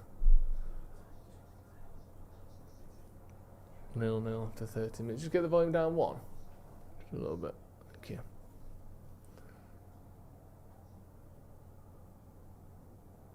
Burnley just seemed to be holding the ball last couple of minutes. See, no offence to Casemiro, I've called him out. Could he have put more pressure on there? Someone faster could. A younger, faster player wouldn't. It would be a 50-50 collision where they both go for that ball instead of him being half a step behind the Burnley player. That was a poor ball out there. It's a great ball. It's a great touch. Good effort there in Bournemouth. Really good. Great touch. Good shot as well. Quite well read by Brilliant ball though, was it, where Casemiro the ball to him? I think it was Bruno. It was Bruno touched that just to set himself up for the shot in one motion. And it's not a bad effort. It just doesn't quite get it outside the post. Good stuff though. That's what you need. Obviously Newcastle away is very different to Burnley at home. But did any of you two watch the Liverpool-Newcastle game? I did, yeah. For so much of that game, especially the first half, Liverpool come on, United, just hanging on for dear life. And Burmo, my God. There's space here, isn't there? Yeah, there is, massively. Sorry, what were you saying? No, but for so much of that game, Liverpool were just hanging on for dear life. I think they had 3 shots on target and scored 3 goals in that game, or maybe 4 shots, scored 3 goals. Sometimes you've just got to win, and the way it happens doesn't matter. Like, obviously, Burnley's different. You're not going to get any credit for scraping, with 50 or 40% possession, scraping a 1-0 win. But I think United just need to get back to winning games, regardless of winning breeds winning. I felt Liverpool were going to win that game, especially when I seen the stoppage time go up. I thought you're going to get a little push here from Newcastle, but they've not got however many. Was it like 9 minutes, 11 minutes? Yeah, it was, something like that. I think it was 9. I think they don't have 10 minutes in them here. They're going to push for 4 or 5. If they get a goal, great, but then it'll settle and Liverpool will make one chance. Yeah, and that's what they did. And that's a winning team. And it's the belief that they have. I mean, it's very much like Fergie time. We're under United. Yeah, when we always had that belief that no matter how late it got in the day, that we'd score goals. And it's the other team. Penalty! Yes. Well done there, Mason Mount. If that carried on inside the box, he won that. He won that penalty because he knew that he got the wrong side of Kyle Walker, and he waited to go down until he was inside the box. They're trying to say he was outside, but Mason Mount is smart enough to go down inside the box. Yeah, did well there. It's whether he's done something inside the box. I think that's they're going to argue about. But if it starts outside, it's great closing down and a good touch, really good touch. He starts fouling him there, and then he gets. It's in the box. It's definitely in the box. He puts his leg across Kyle Walker and makes him trip him. Which again, Kyle Walker's the wrong side. He's struggling. I don't know. I think Kyle's outside the box, but Mason's in it. It's the knees into the back up there. I think that's in the box. That contact. Oh, VAR. His foot's on the line, and then he gets kneed in the back of the leg.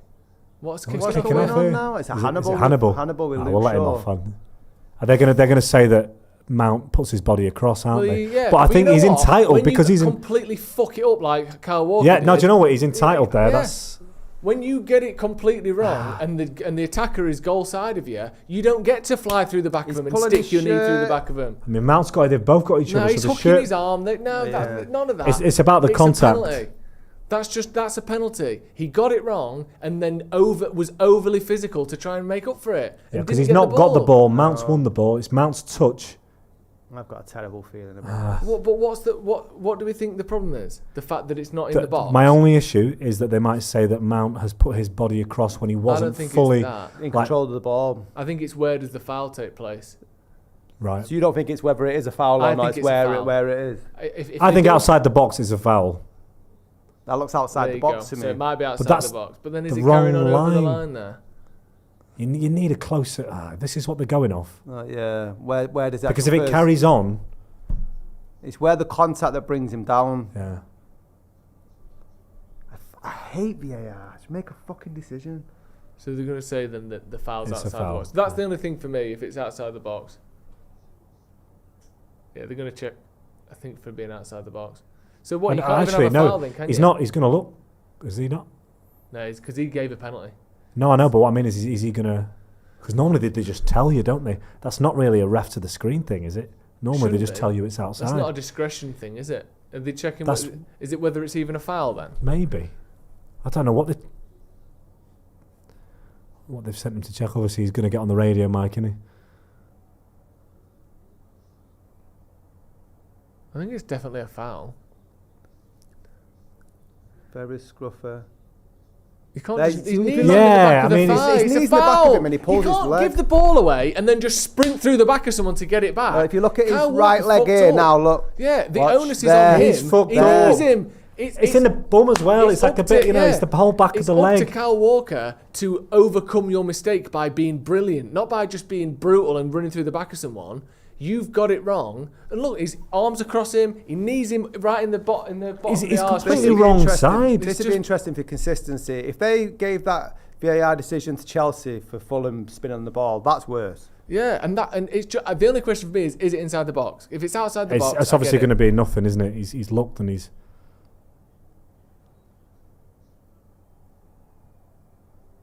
Can we hear it? He's not committed a foul. That's ridiculous. That's absolute bollocks. Shit house. He's kneed him up the fucking arse. Absolute shit house. What? Clear and obvious.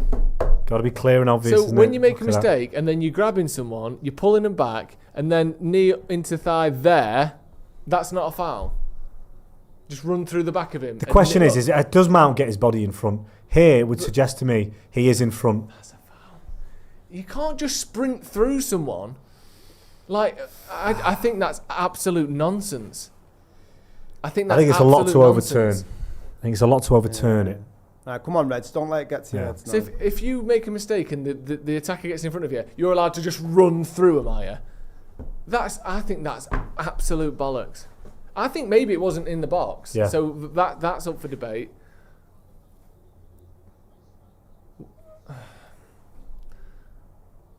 So just whoever's the bigger person is allowed to just sort of steamroll the other one out. Because I think if in that scenario, if he can recover enough to the point they get side by side, and Mount doesn't quite get in front, I think a bit of contact, a bit of grappling is fair. But to me, I think Mount was ahead of him. Yeah, it was. And kept come his on, body United. ahead. Hang on. Yeah. Nice. Brilliant. Well played. Next touch. That's a penalty. That is a penalty. Absolute prick. Surely. I don't know. It what? looked No, like he got the ball to me. Do you think? It looked like he went down after the contact that was touch on the ball. Ahmad don't think it's a penalty. Might be wrong, but I think it Ahmad looked like a good tackle. Yeah. Although he's going on with 2 feet. Could have killed him. That's a fact. Yeah, he did get the ball. Yeah. But this is good. Yeah, really good. We're Really getting a good lot play. of success down that Yeah. side, This is what I aren't we, mean. between Ahmad and Bruno. Got to score. We've had, yeah. We just have to We're score 20 in minutes this in. spell. We look really good, attacking well, creating chances, panicking Burnley, turn it into a goal now. Come on. Come on, just one goal and then we'll...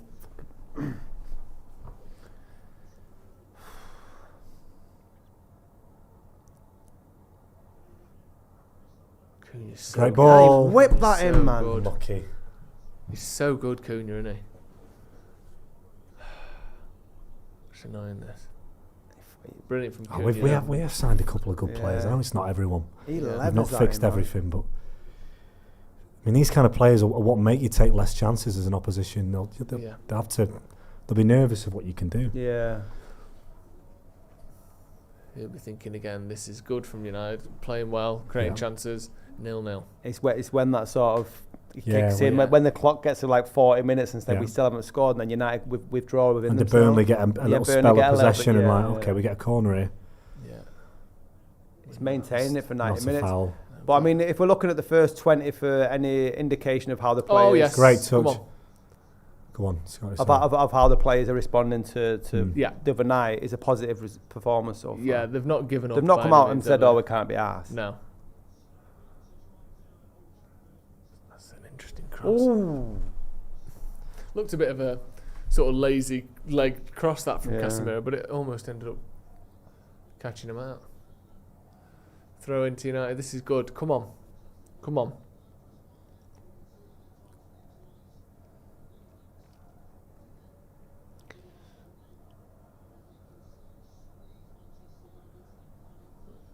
Throw him maybe 12 yards out. Win that. Yeah. Good stuff though from United so far. Okay. I would have. It's not often you see Bruno being one of Yeah. the last man back. Jesus, Dallo. Look after the ball. He managed to get a throw, but despite his best efforts to give the ball away. I don't want to make any excuses about midweek, but I watch a fair bit of lower league football sometimes.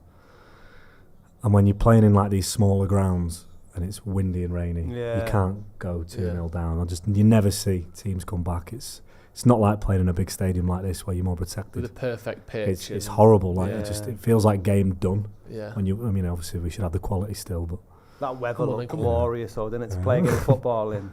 Well done. it just becomes a impressive. war. Yeah. What? Not sure about that. 70-yard back pass. That's our number one.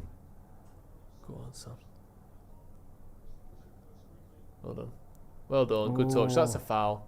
That's late, that. Get him booked. Get him off.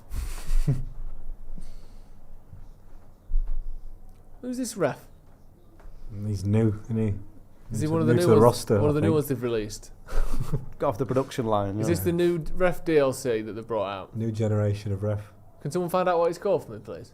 I don't want to accidentally see the score or anything. Samuel Barrett. Sounds like a sort of 18th century watercolour painter, doesn't it? Oh, yes, Samuel Barrett. The way he...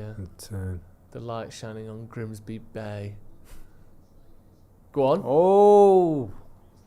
Touch. Kind of Kyle ball. Walker's a right fucking knob. Oh, is he?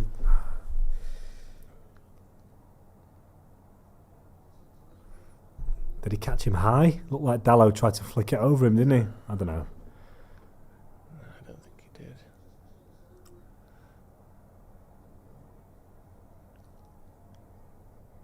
Ooh. Does he? So chop him a little bit because he sort of Have a dinks it Dallo, doesn't he? No, Kind I of think it's fair enough. He does fly into him though, doesn't he? Yeah, I think he catches him without. Oh, he's giving a free kick. Huh. Surprised by that. I think he hit him, but I didn't think it was a foul. I thought he blocked the ball, but I guess Maybe not. just a bit out of control. Yeah. Fair enough. No card. We're getting a lot of luck down both flanks, though. Yeah. Yeah, we are. Playing well. It's nice that from Mbermo. The turn, the ball. Oh, yeah. What do we do with this one? Come on, Smash it at score the a back goal. post. It's nice. Yes. It's sin! How? Yes, it's a goal. Yes! Go on! Is it an own goal? I think it is. It's an own goal. Yeah, it will be an own goal. It'll be a Dubravka own goal. Casemiro should have really done better with it. Headed it at the crossbar. Back into Dubravka. Back, I think, maybe off another post. And then Dubravka knocks it out again. I was gobsmacked at how that didn't go in. He has a free header from about 6 yards out, Casemiro. And somehow it's a great hits ball. the It's crossbar. fired in. Yeah. It was excellent. Is that 2 own goals this season? Cullen own goal. Oh, is it not? Is it hit a defender? Is it not? Is it defender who's won the header? So no, Casemiro. Oh, it doesn't don't hit come back off Dubravka. It Fucking bounces hell. off, hits Cullen, who's probably 3 yards out. That's so unfortunate It for is. Burnley. And you But know do you know what? what? The goal's been deserved in terms of. Casemiro, you've got that's Keep got that a bit Come lower, on, man. yeah. I know it has gone in, but he's literally unmarked on the 6 yard line. Oh, thank God. Own goal. I'll tell you what, I'm What so are glad these we goals? signed own goal in the summer. Already, they've only, what is this now for own goal? 3 games, 2 goals. They're doing well. Yeah. They're doing really well. They're keeping Cesco on the bench. So, yeah, brilliant. Own goal again. More of that, please. Has any team ever finished the season having like, oh, Jesus, the highest I think scorer? they have. There's that one that you hear trotted out a bit where like Go on. Tottenham or Stoke or one of them had like own goals scored 13 from once. Cunha's injured. Oh, no, he's done. Cunha's done. Fuck's sake. Fuck's sake. Probably done his hamstring or Hamstring. whatever. Oh, what are the... What a life, eh? So what are we thinking then? What's Bruno for the Cesco come forward, on. Mainoo on or Cesco on? Cesco, isn't it? For fuck's sake. If anything, it's Hopefully an it's international break in it. Yeah, I was going to say, hopefully it's not too serious. Hamstring, I think he's saying left hamstring. Pulled. That's... Could be 3 weeks, 4 weeks. Could be 3 months. Could be. Who was it who had a... Was it... I mean, obviously, if it's surgery, obviously it's ages, but... Was it Luke Shaw? Last season had a hamstring. Or Mount, maybe, who was out for 3 months. But yeah, hopefully it's Just a little pull. a little one, yeah. Pour a bottle of water on it. Get the That'll fix sponge it. out. He looks okay, like, Yeah. emotionally. Yeah, Cunha coming off hamstring injury. That's devastating. He's been so good. But yeah, like we said, probably arguably our best player this season.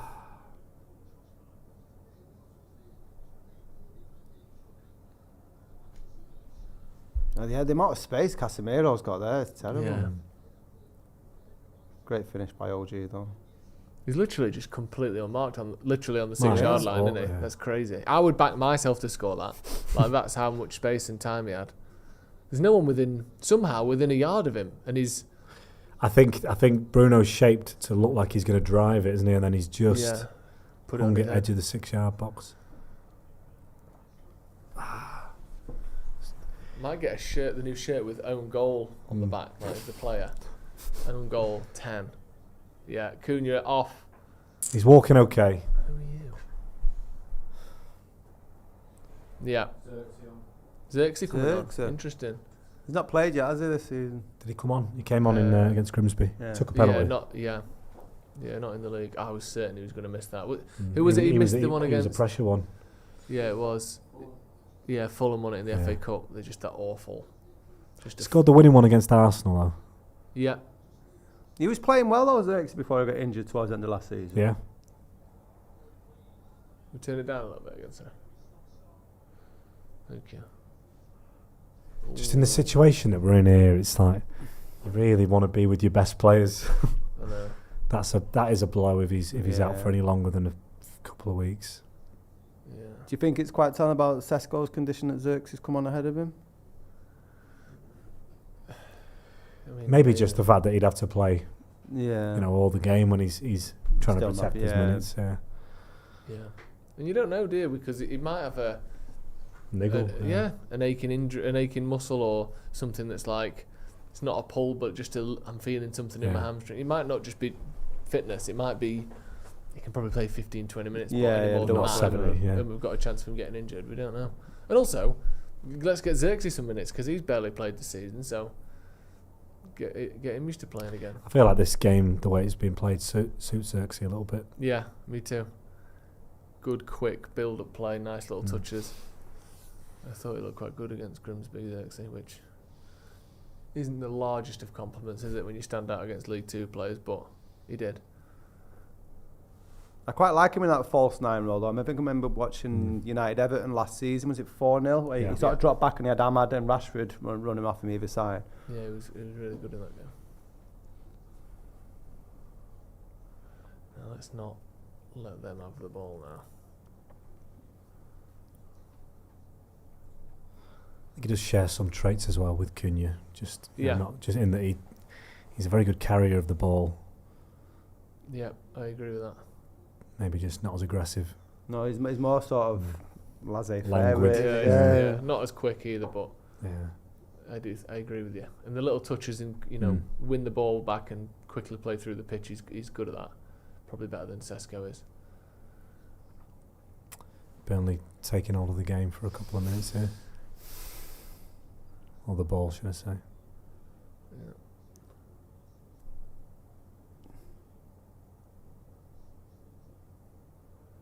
Walker.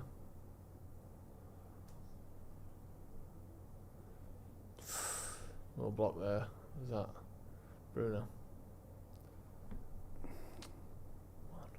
Well played.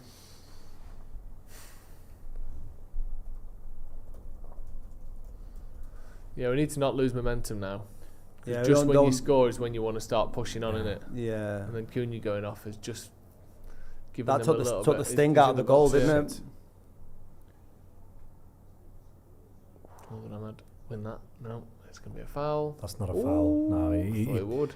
The ball was so far gone.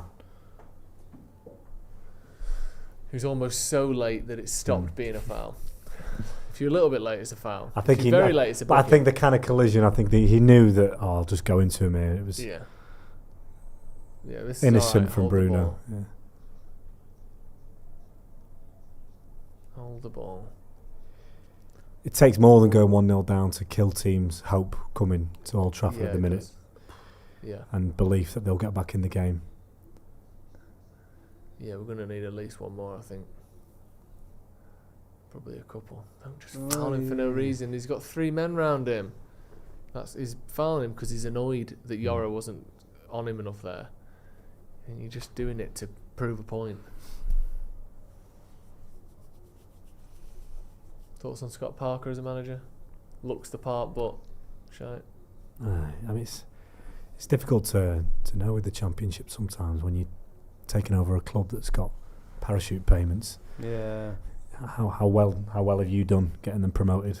They conceded 16 goals last season in 46 matches, which 44, 46. Astonishing record, but the season on the company's year was unbelievable as well. Like it was. Burnley are out and away goals, at the minute. Yeah, they did. Yeah, 60% win rate as boss there. Did you know that he managed Club Bruges from December 22 to March 23 and had a 16% win rate? I didn't know that. Spell, yeah. I can't remember that at all. That was after Fulham, I think, wasn't it? No. Well, Before, after was it? Fulham, he managed Bournemouth for Yeah. a year, which again, forgot about that. It's when the teams go down, you forget about it for a year, don't you? And that's Yeah. when Scott Parker's there. Scott Parker just turns up. He just arrives first game of that championship season. Yeah, I'll be the manager for a year, and then you'll sort of quickly figure out that I'm not good enough for the Premier League. He calls you. And I'll do something else for a bit. Yeah, it's like the banker on Deal or No Deal. The phone just rings and it's Parker. And he's already put pen to paper. That's why they call him Scott Parker. Stab a pen. Man United just getting the ball back a little bit now. Just trying to take the game to Burnley. What are you? What kind of player do you think you are then? No foul. Dallo there trying a little roulette and he's laughing to himself. They're like, I've still got it. He said to himself there. I think it was more like, I've always wanted to try that. God. Kyle Walker looking a little ropey. Yeah. First 20 odd minutes. He always had that in him though, didn't he? Yeah. Like that Mason Mount one is the situation that Kyle Walker has been in 1,000 times in his career, where he makes a little sloppy mistake and just sort of physically bulldozes his way out of it. But I think he was too strong there still. I could see Dorgu maybe coming on in the second half to push up against Walker. Come on now, a bit more composure. Showed too much of the ball there. Yeah, fucking hell. Look, you could tell he's not played there, couldn't you? Yeah.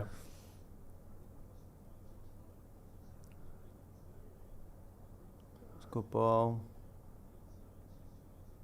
Oh, Fuck off. Hannibal. Oh. Should have scored there. Got on target at least. Yeah, decent chance. We had so many numbers back there. They all went too far the other side of the ball. Just came from Xerxes just being way too slow on the ball. And everyone Like so many players back, and how's he on his own? Yeah. Do you know what I mean? Like, everyone's ball watching. Yeah. All of them got away with that big time. Yeah, he did. Casemiro. If he hits that first time, he could score. Yeah, poor there. Just sloppy, wasn't it? Mm. That's the only real chance they've had, though. Yeah, I think, is it the first shot they've had? Yeah. It would be nice for a Man United player to score a goal, wouldn't it? I would like to see that. As much as I do love own goal. Come on.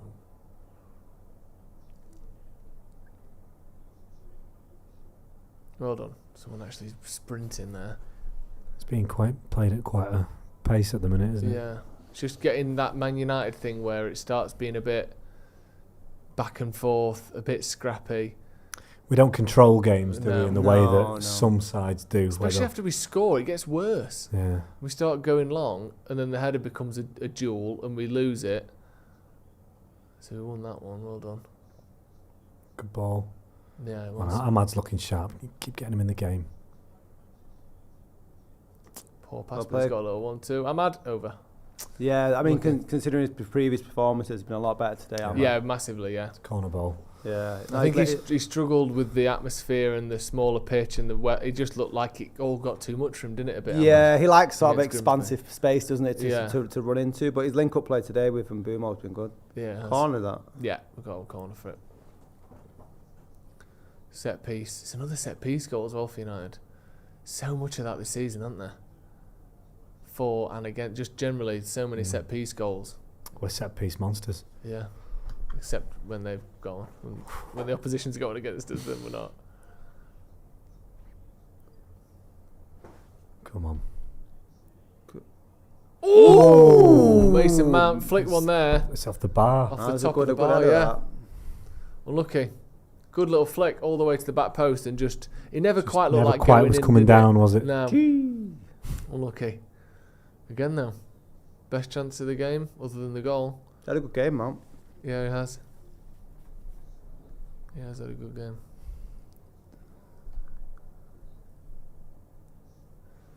I don't know where his best position is though, because he's quite fluid. Like I know he's supposed to play off on the left 10, but he seems to move around quite a lot. I think we're still thinking in like 4-3-3, 4-5-1 terms, don't we? In terms of like where, what the profile is. This system asks for different players. Yeah. It's just good footballers who press well and can play quickly are going to do well, aren't they? Players like Ahmad, Mount, Cunha, that type of player that's just quite quick. I know Mount's not rapid, but quite quick. Nippy. Good footballers. Yeah. Like you can almost play Luke Shaw in the 10 in this system. Like a younger Luke, someone who's got a really good touch, sees the game well. You don't have to be perfect one-on-one at skinning a man, but you know. Oh, not enough on it. Poor though. He's gone with his weaker foot, didn't get hold of it. He's got too old of That's that. gone. Oh.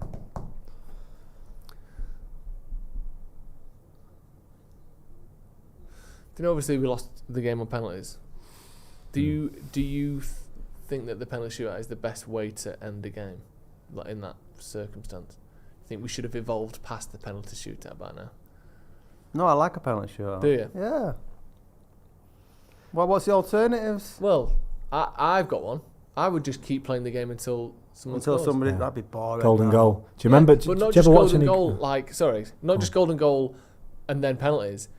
Wimbledon style, tennis Golden style. goal, yeah. It's literally Goals whoever on. scores next. If it takes 2 minutes or 20 hours, this game carries on. We've got an injury. Who is it? Ahmad. It's Ahmad. Fucking hell. Yeah, I I think think might it be okay. They should keep doing that, but as time goes on, every 10 minutes you remove a player from each team. Yeah. Oh. So Come on. eventually, again, it's just Gallows. Onana versus. Oh, it's the fucking hell. Put it between both couldn't- options. hasn't it? No one. Pick one or the other. Yeah. You tried to get both. Yeah, I think he looked up as his foot was coming through and went, "Oh no, it's Dallo." Oh. He's just passing it to Burma and he just wildly overhits it, isn't he? It's just a bad pass. Sorry, what would you do penalties wise? Would you keep him? Oh, I don't. I don't like it going straight to penalties. It feels like such a time-saving exercise. That's like it does. not the best way of. I know. I completely get it that when a game is turgid, watching another half an hour, but. It's not about, you've got to forget the neutrals for a minute. It's about the two teams that are playing. There's nothing better than winning in extra time. Yeah, penalties is still secondary to that. Yeah, last minute winner in extra Yeah. time. Going straight from the game to penalties feels like a pre-season match. It does. Or Charity Shield or whatever, where there's no point giving them another. Like that's not the formula. No, I know. It's 90 minutes, 30 minutes, penalties. Yeah, the cutting to penalties, like you said, it feels as though it's to save time more than it is for the Anything, game itself. Yeah, that's a good point actually. As a fan, I'd rather watch a bit more. I mean, the only time I don't want to watch more is when a game I don't care about. Yeah, which shouldn't be a cup game. Do you remember the Americans that tried to do their own take on penalties? The where halfway the line. halfway line, yeah. the keeper could run out. Yeah.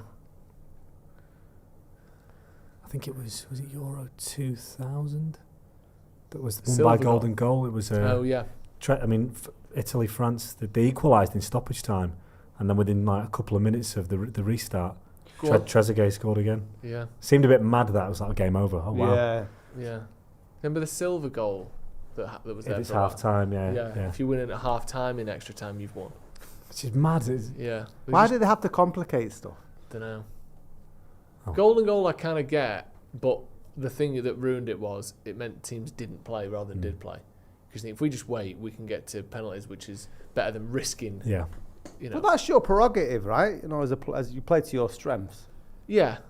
But I think for the spectacle, if you've got two teams, I think you've got to stop thinking about games when they're in a bad situation. If you're watching a great game of football, and you get another half an hour, and it's two teams going for it, I think it's nice they got rid of away goals. Look at the Lyon game, for instance. Amazing. Yeah. That extra time was sensational, wasn't it? Wasn't there like 5 goals in extra time? Corner to United, Casemiro again unmarked, but wasn't able to. Not going to keep that in, is he? I think he will. Oh, he is. He will. Unlucky. That's our ball. Go on, Cass. That's ours. Ah. Or not. Oh no, he has. He has given a I call. was going to say, I'm sure it hit him. Sometimes I feel like they try and pretend, do you know what? Also, Dead confident. another good example, the World Cup final this time round, like that extra time was astonishing. Like the France-Argentina. Just an incredible Imagine game. sending that straight to penalties. Watch another 30 minutes of that was such a fucking honour almost. It was unbelievable. Like, if that went straight to penalties, what have you lost there? Come on. Corner to United.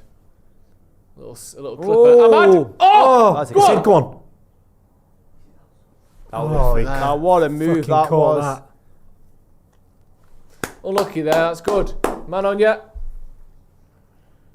Yeah, lovely little... He caught it well as well, Ahmad. Bruno hit it so sweet as well, though, didn't he? Yeah. I was thinking the way he put that ball in, I was like, he's floated one. He's picked out Ahmad unmarked. That was like Scholes versus Bradford-esque with was it Sheringham who took the corner then? Yeah.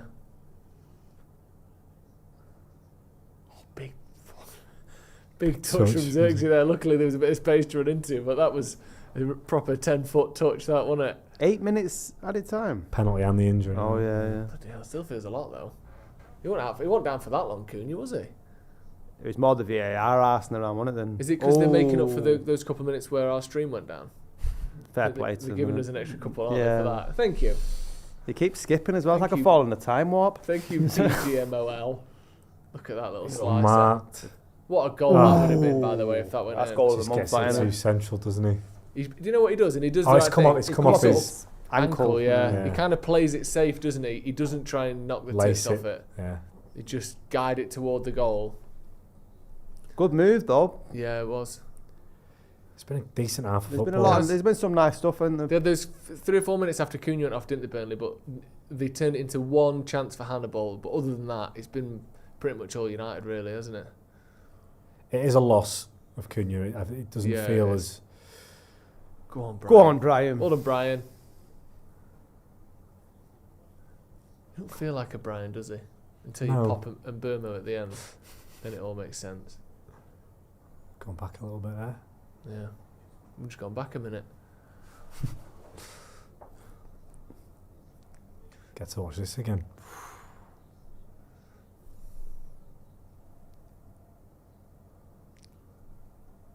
He's done well to have the composure there, because if that's me, I'm trying to lever this shit. That's getting laces. It's rare that you'd have that much time, though, in the box. I know, we've had 3 times, though. We've sort of the goal, drawn Burnley toward their own goal and left someone a bit further out in loads of space. Casemiro a couple of times, and then Ahmad there. He had a load of space. United just popping it around a little bit.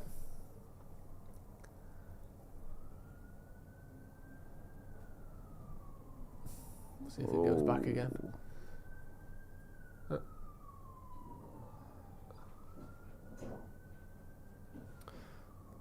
Loads of other options on that list. Yeah.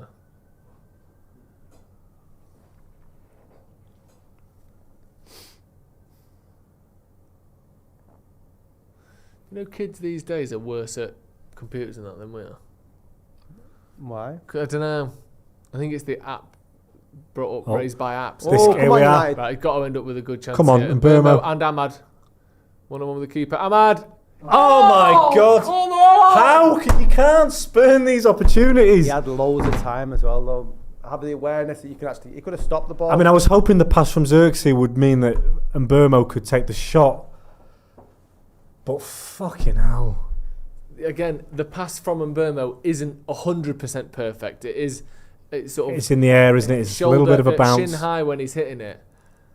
But honestly, you've just got to score that. I mean, it was a good movement between the 3 of them, though, from Ahmad actually pressing and winning the ball back to the link-up play with Xerxes. Yeah. But he had enough time around. Like, he could have stopped the ball before taking a shot. It's the one you just clicked.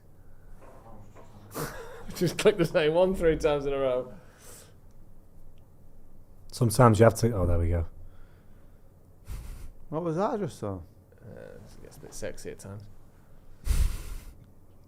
Sometimes it just pops up your most opened tab. Right. Yeah, your most searched thing just pops up in front of you to teach you a lesson. I think that would have worked if you keep going with that.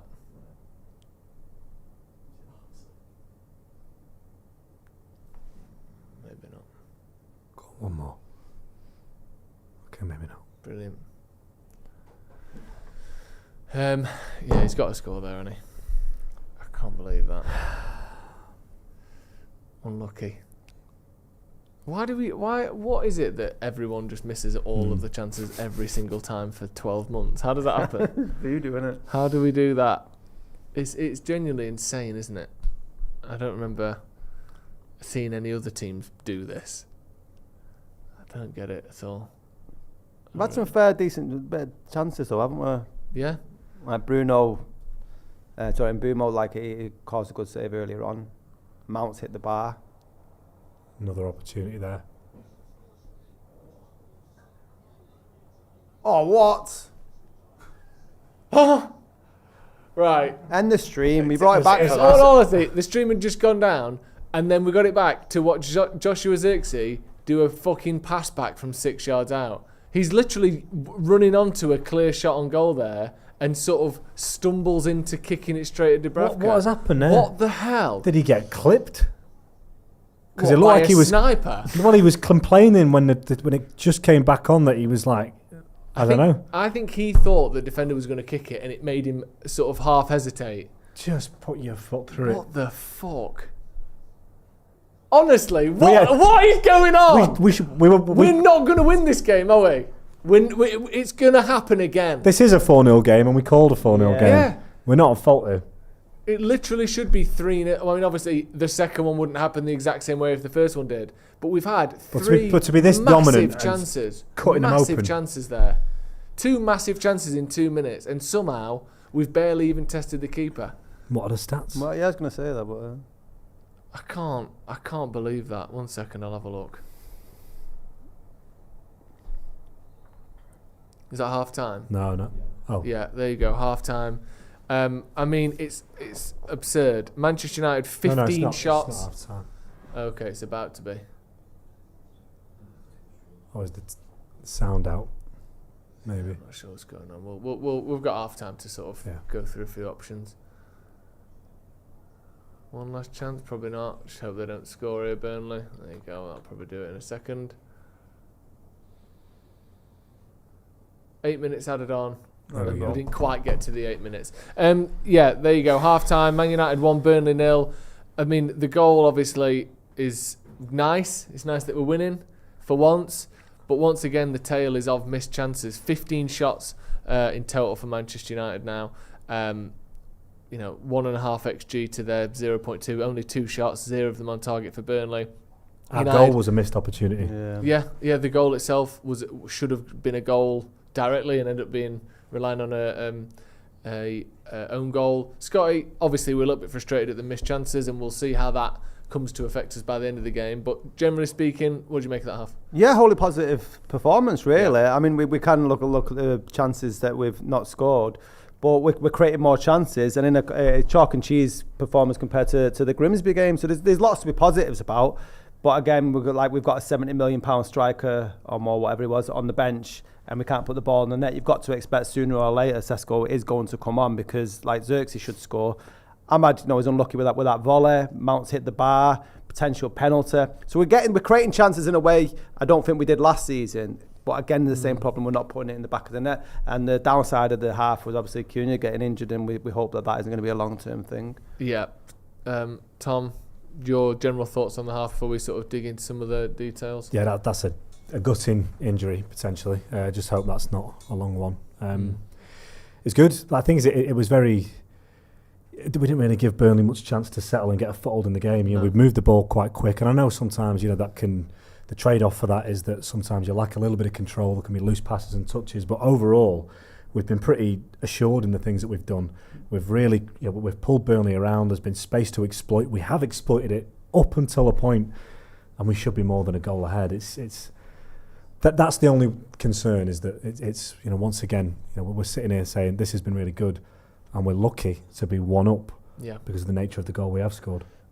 Just want to mention Bruno Fernandez because he's obviously had loads of stick for the Fulham game in particular. I think people criticised him for the Arsenal game. Defensively today, he's been absolutely excellent numbers-wise. He's had more touches than anyone else, more passes than anyone else, more defensive contributions than anyone else by a mile. He's had more recoveries, more clearances than anyone else.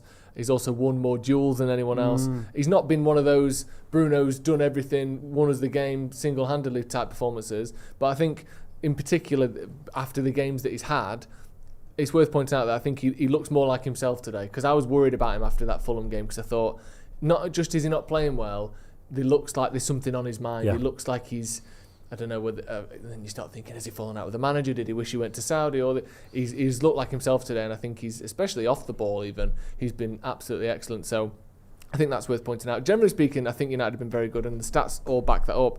In terms of expected goals, it's far more than Burnley's. They've literally had 2 shots in the whole game. United have had more shots, more passes, more accurate passes, more touches in the opposition box, just more everything that you'd expect to happen. Even won more duels, which again is something that is United struggled with against Grimsby, especially in that first 30 minutes where United looked like they were going to be kind of outworked and outdone. That hasn't been the case at all. The only problem is missing chances. So if we go through some of the bigger chances that we've had, the Ahmad one, just before half-time, obviously, really big chance. I'm going to try and find it specifically so we can get the XG on that. See, surprisingly, I've missed that chance a few times. Yeah. When you're expecting the ball to be rolled across, it comes almost knee height, and you just don't get over it, and that's what he scored it in his head before he's touched the ball, hasn't he? Yeah. Like you said, the goal he thinks he's about to score is sort of taken away from him by the pass not being perfect. It happens so fast. But you'd hope, again, and it's not like, if you go through all of the big chances United have missed over the last 18 months, on every individual one, you can understand why it didn't go in, because the keeper was coming out, or you're turning and you're using your weak foot, or it's bobbly, it's a little bit. But when you add them all together and you look at how much we've underachieved in front of goal, what you can't explain is the collective sort of underperforming. That's the thing that's mad to me, how across different players, transfers, across different systems and even different managers, we massively underperform in front of goal. Again, like I said, I hope now that the squad is good enough that we won't do it again or can't do it again this season. But at 1-0, my only worry is that was an excellent half of football where we were comfortably the better team. But if they get one corner, we might melt down again. Yeah. Does that worry you, Sky? Yeah, for sure. I mean, you expect Burnley to be better in the second half than they were in the first, because my take on the first half was very similar to the Arsenal game. It was a really dominant performance by Manchester United, and we couldn't put the ball in the back of the net. I'd like to see a striker come on to try and do that.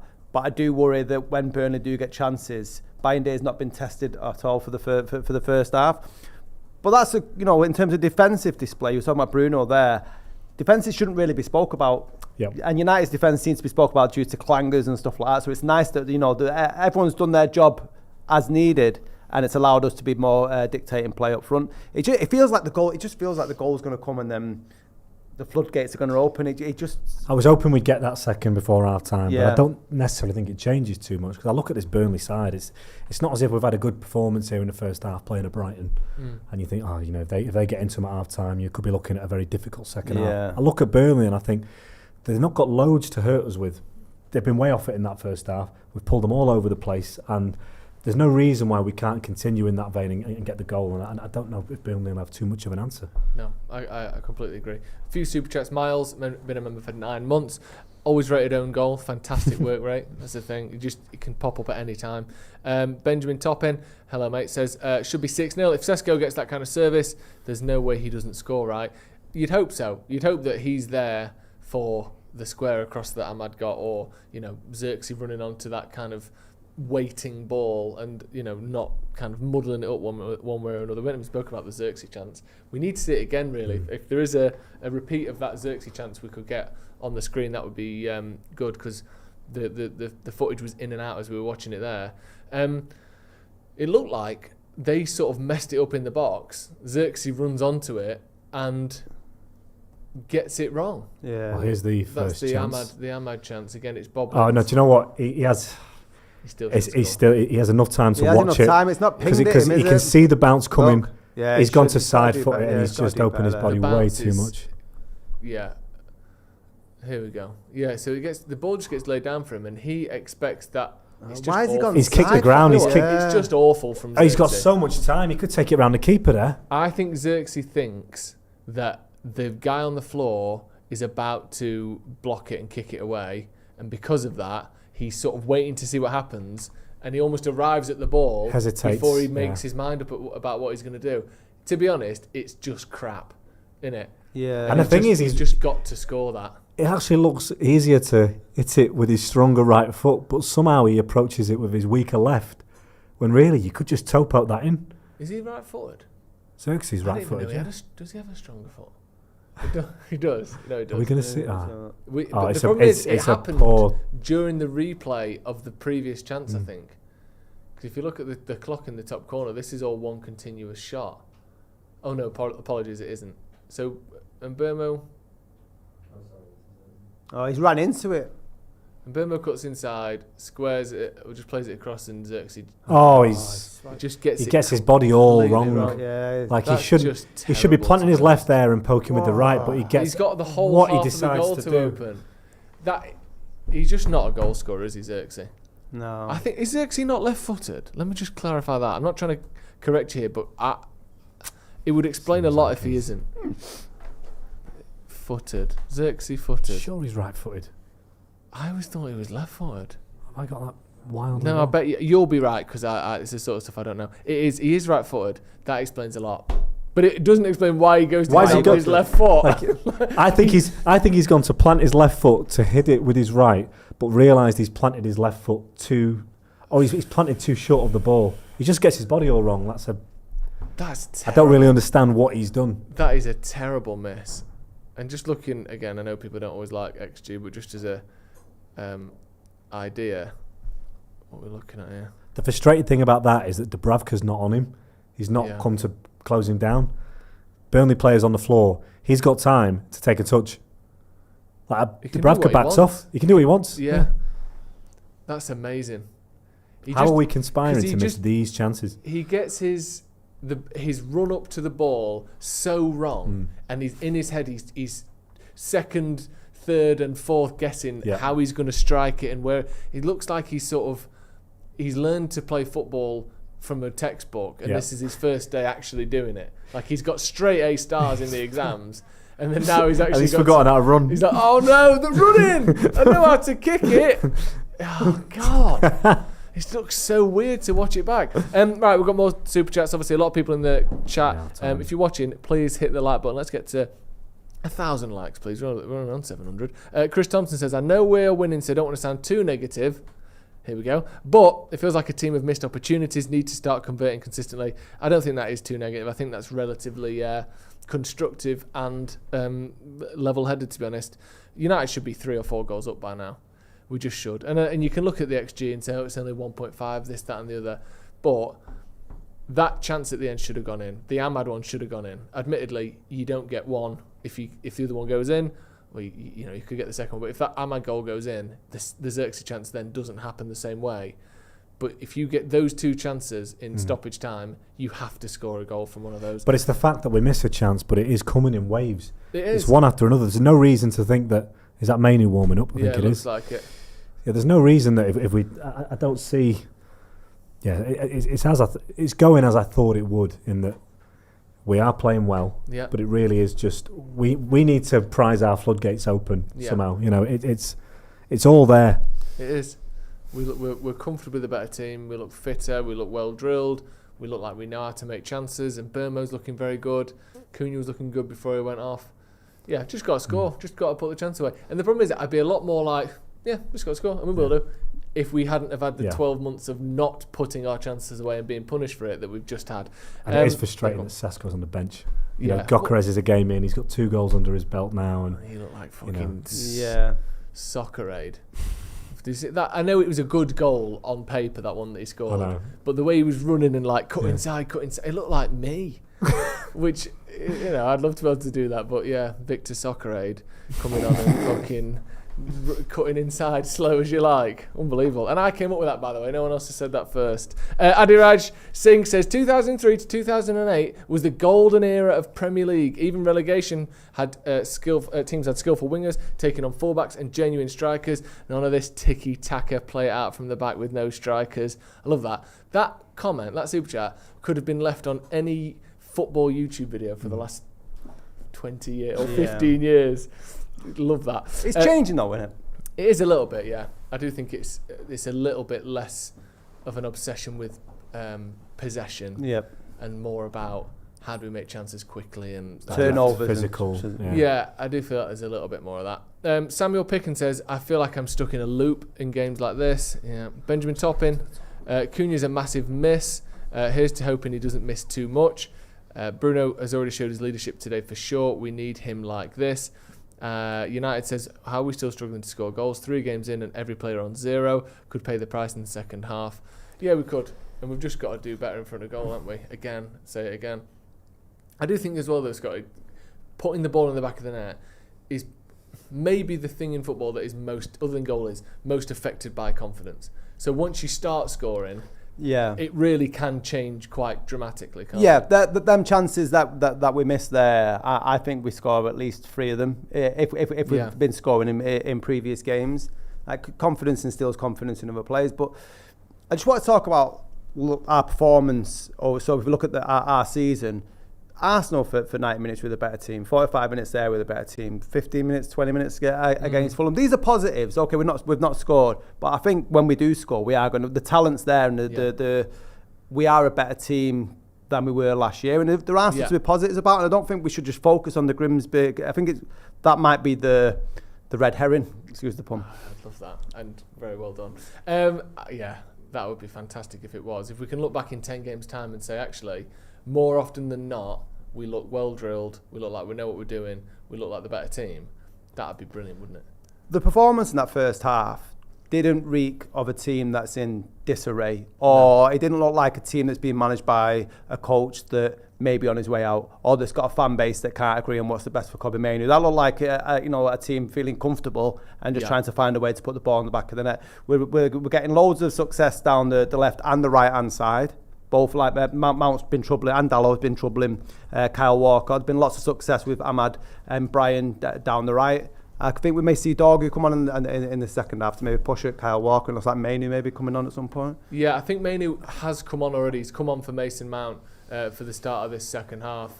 Do we know why? Just tactical? Not sure. Yeah, we've not heard anything. But the second half has kicked off. We'll get a bit of volume, please. So we're saying Mainoo left 10? I think no, Bruno pushing up at the moment. Bruno in the left 10, Mainoo a little bit deeper with Casemiro. That's what it looks like right now. Obviously, we'll keep an eye on that. Joshua Zirkzee. Nowhere to go there, keeping them on them. Man, that's just nice to see. Just didn't win the ball back, but pressing him straight away, making it difficult. Can we also note again now that Bruno and Mainoo are on the pitch, so we can completely get rid of that narrative where they can't play together? Yeah. See, I didn't hear that. I mean, I've only seen the clips of it, and like Twitter. Twitter was going mad, saying, "Well, he's been told that he has to either fight for Bruno for his place on the pitch," and like, you're trying to compete with your captain for a game. It's not going to happen. According to Laurie Whitwell on Twitter, he said presumed injury to Mount. I don't know if that's. I don't know what's making him presume that. I don't know where he's. You always worry when it's Mount, don't you? No. That's barely even touched him. Yeah, I'll keep an eye on the Mount thing, obviously. See, shit like this when you start worrying. Yeah, I'm not sure why. Stupid fucking free kick to concede. It's a shame. It was a ball from Bruno, wasn't it? It's got to be decision making at time. Careful at the back, inviting on yourself.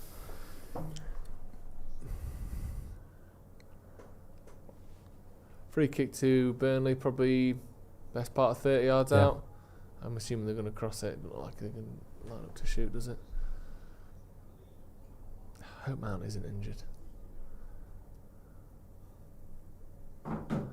Again, though, it comes back to what we said before, doesn't it? Of like, there's a lot of ways Mainoo can get games this season, and it's not just Bruno being dropped. No, like Mason Mount got injured or whatever's happened, and now Mainoo's injured.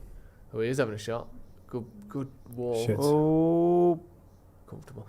But the Mainoo thing got escalated because of the Grimsby result. Yeah. That just exaggerated every single thing, and like, we didn't want to moan about that anymore. They're moaning about something else. Yeah. Maybe refresh that in case they've changed the list. But yeah, so now Cunha's injured. Mount may well be injured. I'm assuming Mainoo's going to be getting plenty of minutes now. I think the idea of being behind one player isn't the end of the world necessarily. Nice. Lucky. I think he caught Mainoo off guard there a little bit, Dallo.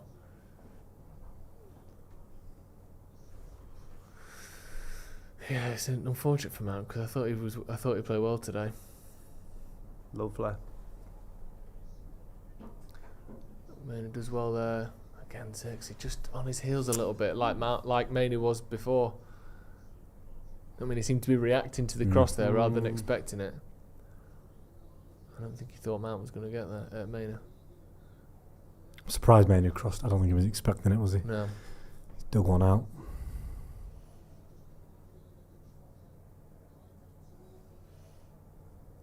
Yeah, second half started like the first half ended. Really, United looking strong.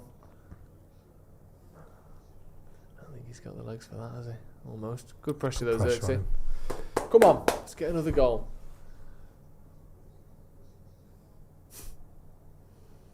Xerxes breathing through his mouth already, and that half time 15 minutes has been immediately erased by 2 little sprints there.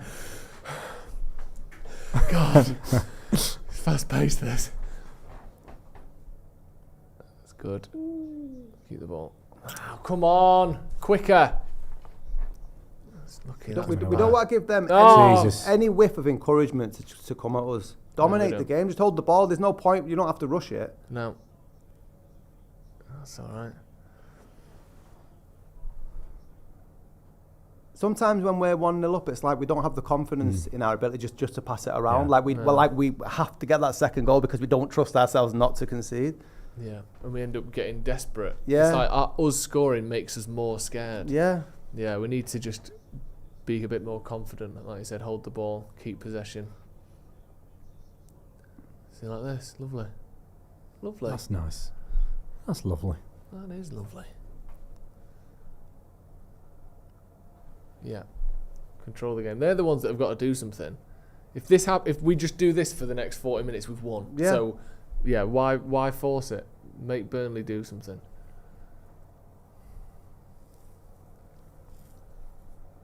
It's a good run inside there from Bruno with the run inside, leaving Dallo with loads of space on the edge. Cut back, decent cross from Dallo as well. Back to your little shocker. Oh, no, it's Still not. in. That's a good cross actually in the end. That's a poor header though. Yeah, I thought that cross from Yoro was way overhit. Nice, but won the ball back. when you got an extra man at the back post, it's actually quite dangerous, wasn't it? No messing around behind here. Kyle Walker's he's not even very good, is he? Do you know what I mean? He's just fast. Like that isn't an age thing. You just can't see where the ball is in the sky. That didn't even bounce, did it? He just ran underneath it. I don't with really no know one what around happened him. there. I thought the game had stopped. Did he leave that? Did someone behind him give him a shout or something? Or did he just look at the ball in the sky and go, I think it's in front of me, and then went, oh no, it was behind me? That's what a toddler does. Surely he could see that the ball was behind him.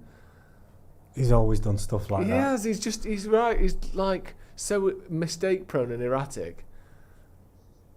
Well done, Casemiro. Great touch. It's a come on. Bad first touch, wasn't it? Well played. Pass with a sliding tackle. Well I don't know where this is going to fall. Why have you stopped there?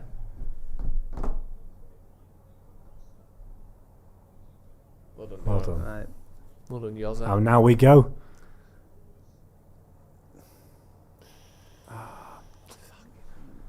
He was Getting a little bit scrappy out there. Oh. Hold your nerve, Bruno.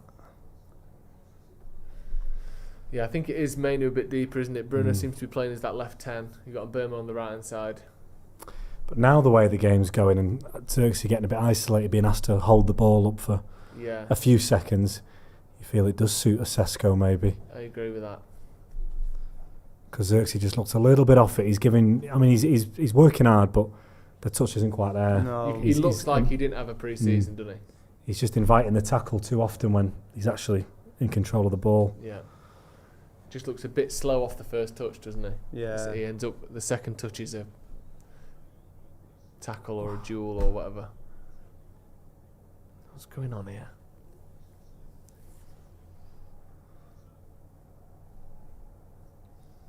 Stayed sat on the floor there.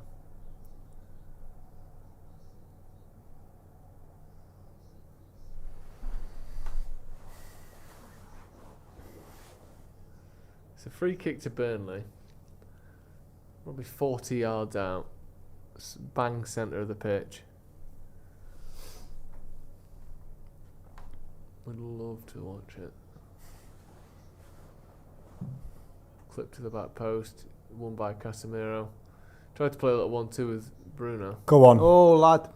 Go on. What a pass by Casemiro. We've got... Right, slow it down. Oh, Lucky shit. fucking You hell. lucky bastard, Kyle Walker there. What is that? He Own slides goal in and nearly tries with to a second. clear it. Oh, yeah. There's no way on earth that's what he was trying to do there, is there? And not given his form, I thought You'd have OG to was be back in a second. a isn't it? side- You'd have to be exactly. We Yeah. we can't have a comfortable win with OGs. A brace. It was almost a brace there for OG, wasn't it? Would that make him top scorer in the Premier League this season if he'd have scored again there? How many is that Probably Victor joint, Soccer at Aid? least How much joint. Victor Soccer Aid got? Yes, he's catching on. I think Victor Soccer Aid's got 2. Yeah. This stream just doesn't know when it's dead, does it? No.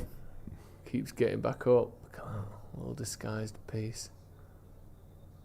Nice. Oh. Bad. Classic Dallo. And a foul for good There we measure. go. Classic Dallo. I think just try and get another one if you can, because this one's just going to be a... Yeah.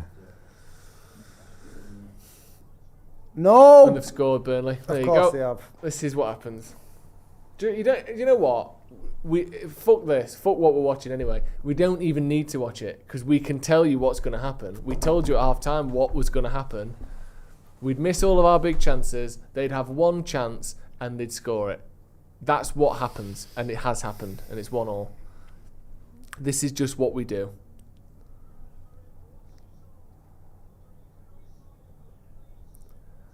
Was that their first shot on target? Yeah.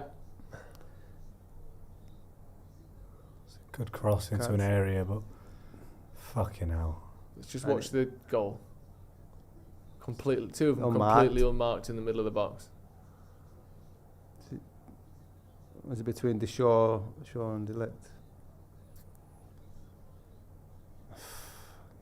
Don't know where Delict is.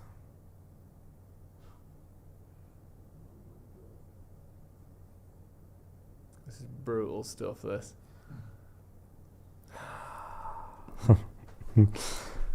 What? Yeah. It's hard, isn't it? First shot It on is target tough. for Burnley, that. First shot. Oh dear. Well, let's see what we've got now then. Xerxes. Go on. Oh, and Burmo's there.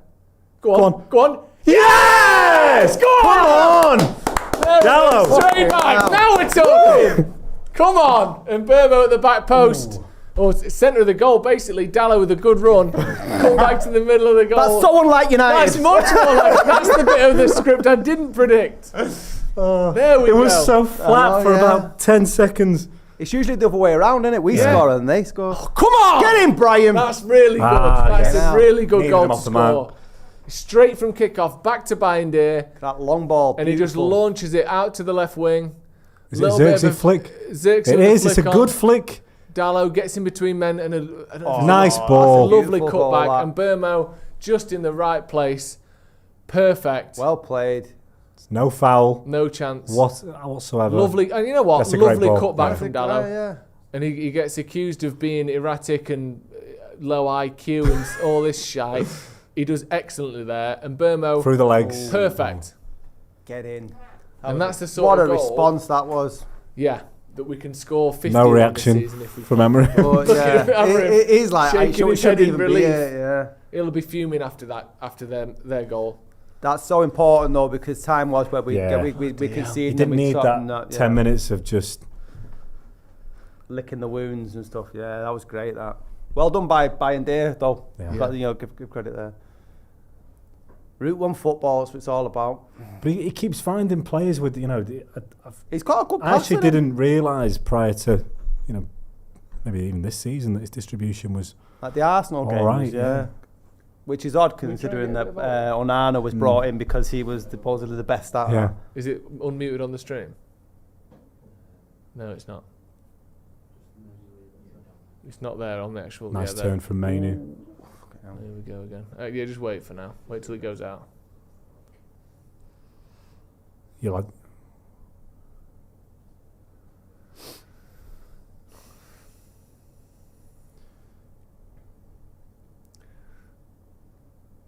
Oh, shit. don't you dare.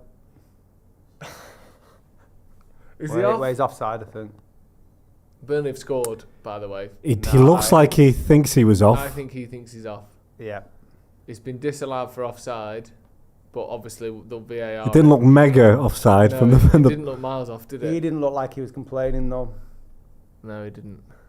We've got a nice line, to be fair. He's on. I think he's off. He's off there. I think he's off.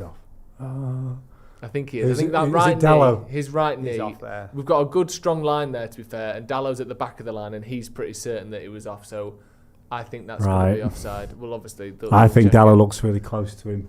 It's a good line you've got there, United. Look at the line on the pitch. It is, but I think Dallow's... At the top, I think Dallo depends on the angle. Yeah, that's true.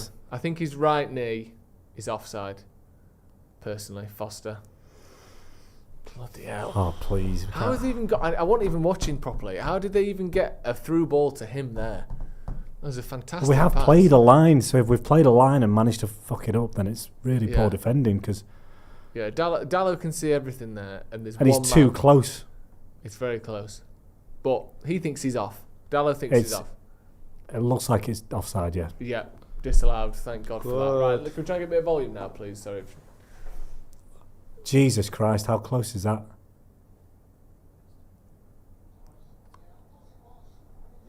What are they even showing there?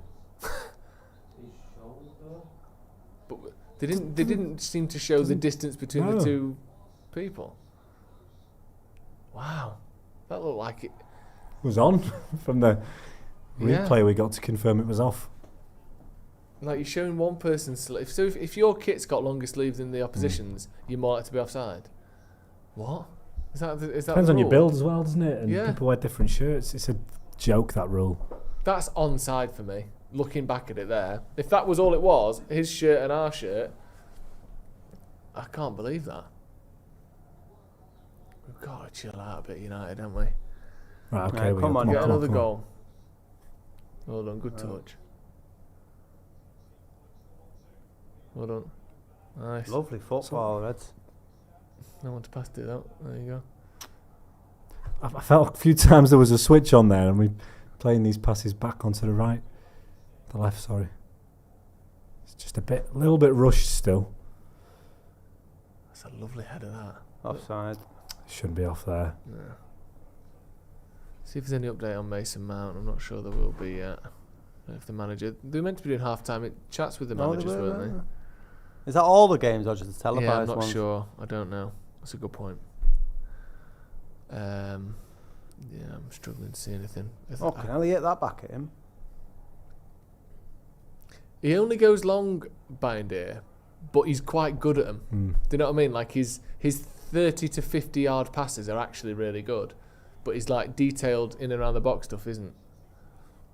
Luke Shaw asking about Brian there. Has got it. Well done, Go on, Brazza. lad. It was the only option on really for sure there, wasn't it? Even now we've got Xerxes in the box and that's it. Little knock on. 1, 2. Go on, Cobby. Go on! Oh, it's a corner ball. Yep. Nice. Come on. It's a bit better, this. I say, is it? I did go 4-1 first. Yeah. So I got a bit carried away. Sorry, that was my fault. It was. Yeah, you made us also 4-1, 4-0. The one was always coming. Yeah. Stupid. There was always a 1. I'm an optimist, if nothing else. Have you seen the deal that Chelsea have got for Nicholas Jackson, by the way? Is it? It's a loan. It's a 15 million loan fee. With an option to take the package up to 80 million euros. So another 65 million on top of that. What on mental is earth? that? How incredible is that for Chelsea? Go on, yeah! Oh!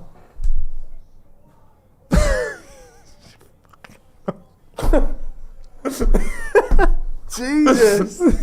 That's two of that same corner we've almost scored there. Bruno this time and Burmo. Back to Bruno, and that is what? Under a foot wide of the post there, I think. The amount of space that our players are getting it's in the about a box foot and wide. corners is bad. There must be some Paddock super fan out there who can go and just do a compilation of your noises. Yeah. It's because we were talking about something else as well, so it sort of had to fight its way past words. What is that? Almost terrible, but actually manageable. Yeah, up to 80 million euros for... I don't understand that. no, I can't. I mean, 15 million for a loan. I can't get my head around that. I mean, I get like the... Oh, no, I don't get it. Sorry, let me just go... So Bournemouth are currently beating Tottenham. Yeah, they're at the bar as well, Bournemouth. Well, Bournemouth are away. Tottenham are at home. Bournemouth have had 18 shots to Tottenham's 2. This is the re-revolution. This is the Thomas best team in Frank the league, revolution. Tottenham, yeah. The team to beat. Wow, 18 shots. And the 2 shots that Bournemouth have had, that Tottenham have had, are one from the edge of the box, one from about 35 yards out. Bloody I hell. didn't fancy Tottenham today. Leave it. Well done. Wow, absolute dominance there from... Just goes to show, doesn't it? There's a long way to go. Yeah. They beat Burnley in the first game, and then they seem to do all right against City without the ball sometimes, don't they? Jack Grealish got another 2 assists today so far for Everton. They're 3-1 up against Wolves. He'll do well there. So far he's smashing it. Yeah, Good signing for them. yeah, I agree. Hannibal coming off for Chauna. Unless I'm getting that wrong. Well done. Fucking hell. Why that has it looked gone like so... it was It's gone Awful really pass from sloppy this Casemiro second there, half. wasn't it? And trying to asking a hell of a lot of Euro there. And that's just inviting pressure on. Yeah. Come on, let's get one more goal just to make the scoreline start to resemble how the game's been. You don't want a 1-goal game, do you? Just make it comfortable. United got a load of players warming up there, look. I don't know if you've sent them out or they just fancy it. Who's that? We'll see Cesco. I think we will, yeah. I would bring him on now, to be honest. But the thing is, I'd probably bring him on for Xerxes. Xerxes which seems is to a be bit obvious harsh. But I don't know, I think it's fine. I think he must... he's still building up, isn't he? 2-2. Here we go. But the thing is, that is our own goal kick that we've conspired to give them a long throw for no pressure, no reason. No. Casemiro just fucked it up.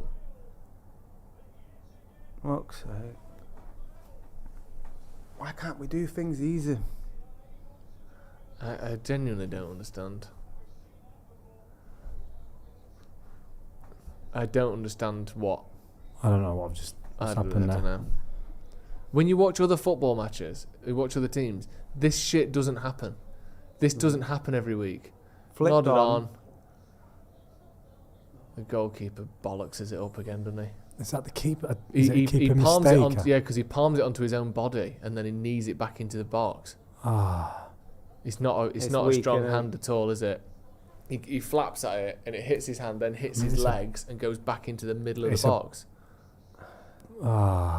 It's a bouncing ball, in fairness. It's hard to catch that ball, but... No, I wouldn't say catch it, but you've got to get it out. You've got to try and palm it away.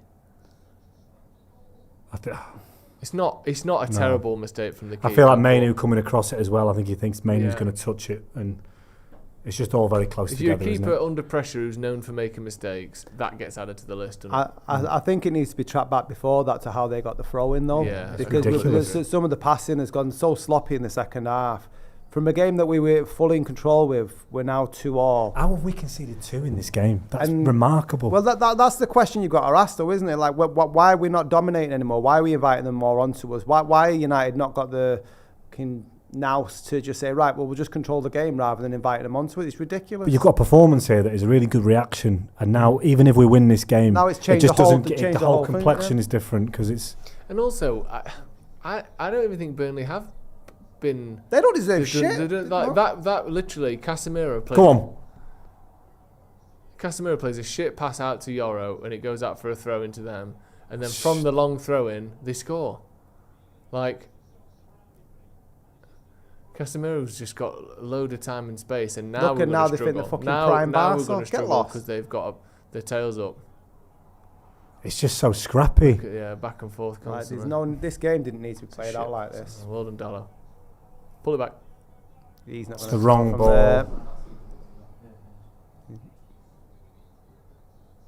Well played, Delict. It's like we're trying to sort of. It's like Leon. Yeah, we're trying to get through it by doing too much. Not looking. He's got to bring Zirk. He's got to bring Cesco on. This is mad. But now I don't even know if. Yeah, what's the game now? Is it 10 minutes ago? It felt like Cesco made a load of sense. Are they going to be sitting back again now? They haven't even done anything. Do all the hard They haven't work. had to do anything. They've literally not had to do anything for that goal, Burnley. No. We put the ball out, gave them Cesco is coming on, gave them a chance to put the ball in the box for no reason whatsoever, and then we got it wrong, and they've scored. A team can always chuck the ball in the box and get a bounce or whatever. You know, that's you put yourself in the situation. It's just ridiculous. Just self-inflicted shit. But then you go back to the chances missed again. Of course, you know, it's all there. But even comparatively to Burnley, Burnley had 2 chances on goal. Yeah, they had that one other. Hannibal had one other shot, didn't they? I think they've had and 3 shots. And they had one disallowed that they bagged anyway. You know, whereas compared to United's. The thing is, he'll come under all the criticism now for not starting Cesco. It shouldn't matter though, should it? As in this game, United have had more than enough controlled opportunities. The game, made more than enough chances to win it. The manager can't be on the pitch. Cesco could be coming on when we're behind it. Another ball in the box. Yeah. It's a corner. Long one, corner. Oh, you fucking shit! It's just like it's. I can't even like put to words how absurd it is, how we play, and how this happens all the time. It's like these freak games that other teams have a couple of times a season. We have 25 of them a season. Yeah. Everybody else's freak games is a normal match for us. This is just what we do every week. Every week looks like this. And it has done, not just under Amorim, it has done since the first season of Ten Hag, it's looked like this. It's ridiculous concentration levels because they were coming nowhere near us, and then we start making mistakes that invite them onto us or give them throw-ins deep into our box. Corner, Burnley, gone short, clipped it to the back post. Okay. Well claimed by Off we go. Right, okay. Right, I'll bomb forward. Only 3 of them. I know, we've got someone there. Fucking hell. He's done well to win it back. Go again. Come on. No shot. Don't be ridiculous. It's not the ball. I don't really know why he's done that. No. I like Xerxes, but at times he looks like Casemiro coming off for Cesco. Yeah. I think he does look tired. So now what? Mainoo and Bruno is your midfield? Yeah. Xerxes will drop into one of the 10s. Could work. Yeah. Yeah. He looks so slow at times, Xerxes, doesn't he? Like there, he just gets the ball and just he's going to get his pocket picked. He looks knackered looking. He does. He's looking up to the heavens. Taking on air. About 20 minutes here. Good touch. Well done, Ahmad. No one to go to either. Bruno. No, you've not got the time to do that there. Go on, go for that. Foul him if you have to.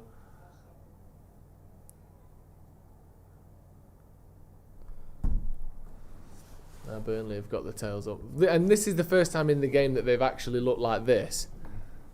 And it's because you get confidence when you score fucking scrappy goals. Goals give you confidence. Goals knock us. So they score a goal out of nowhere, and now they look like a proper team for the first time in 72 minutes. And now United's head will start going, and then it'll look like Burnley the more likely to score a winner. What a Luke Shaw. This is not a... We just need to You're win. not watching a decent Burnley Just side. win. It's a side that probably will struggle this year. Yeah, they're going to. And we've battered them. Yeah. That's the other thing to remember. We have battered them. We've been by far the better team. They've barely made any chances. And the goal, and I can't even... What even was the first goal now? Just that cross from the right-hand side, and it was in between. Yeah. Snuck in between the centre halves. And the second goal, we've put the ball out for them, giving them a throw-in, and then not won the header. And then the keeper's slapped it onto his own legs. Hold on. We in. Brilliant. Great pass from Bruno. Edge of the box. Come on. Oh, get that, Brian. Well done. Do well there. Used his body well. It's been good today, Bruno.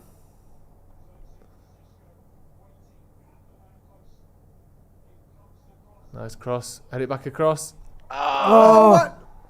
You're never getting a penalty for that. Cesco. Why is he not there? Should he not be there? Where was he? Well, he's kind of followed the ball to the back post. He's ended up in no man's land. I feel like he could have been there. I don't know. He's got two men on him and it's gone too far, yeah.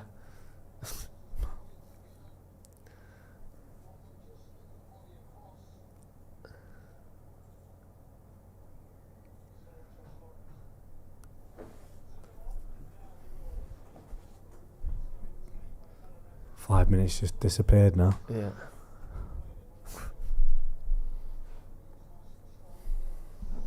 I think if I was a football manager, I'm not saying if I was Amarin. If I was a manager, there'd be so many games where afterwards I just say, I don't know what to. I can't say anything about that. I can't explain that. Like, you have to know the answer to everything every time. And just we've battered them, and somehow they've scored too, and I can't tell you any more than that. It's so hard to like contextualise it, isn't it? Because people will just see the bigger picture. Yeah.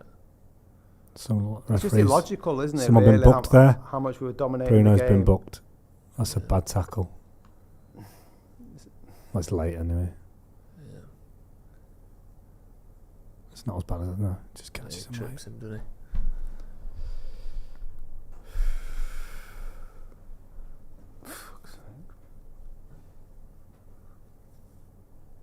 Feels fucking hopeless.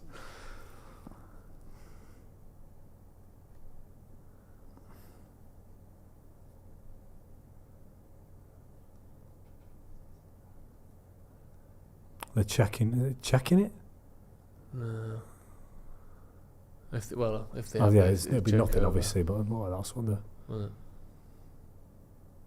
come on, just get a goal. That fixes things.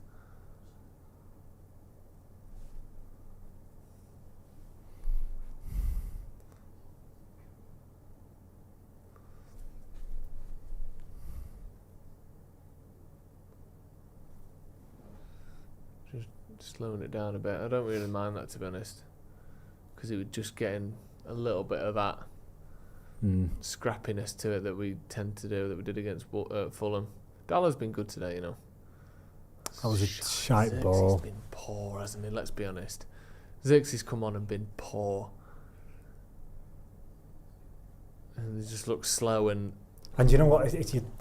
Off it, and then the big chance he had, he missed. How have you not gone 2 goals ahead at any point in this game? I know.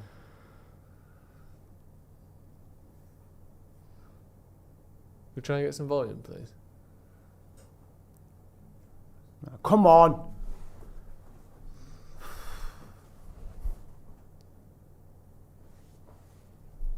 I'm just trying to play the game back in my head and trying to work out what was it.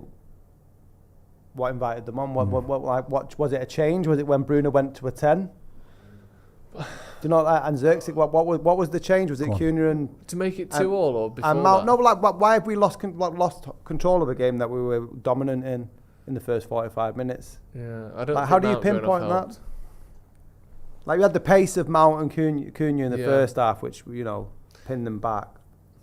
It's just hard to sustain it, like entirely. Like it's it's. But it didn't need to be played at a pace. No. That's the thing, isn't it? You can control the goal and get when you're winning, you dictate play. Really, they weren't going to come onto us with any sort of massive threat. No, I still don't think they have. I think when you give the ball away with no one around you, that's just you've given all your pressure's gone. You've given them get in the box, time to make a chance. Corner ball. Like, it's literally, it couldn't be more self-inflicted unless we just kicked it back to our goalkeeper and he smashed it in the back of our own net. Like, so why giving them a throw in on the edge of, like, level with the 18 But that's just lazy from Captain. That's lazy. Poor, But I think the same thing happened with Delo for the first goal when I think the ball went out for a throw in. It's like, why can you not maintain the discipline that you had in the first half, not making these mistakes to the second half? You're professional footballers, for fuck's sake. No. Come on, Brian. It's a good ball. Very good. Cesco Still got it with Delaware. Go on, that's a good cross. It's a really good cross. Good Groundhog did well. God, that felt refreshing to That's see, proper didn't it? goalkeeping. Yeah. The goalkeeper getting a strong fist on it from across. Weird. Former Manchester United player Martin Dubravka. Yeah, he was crap when he played for us as well.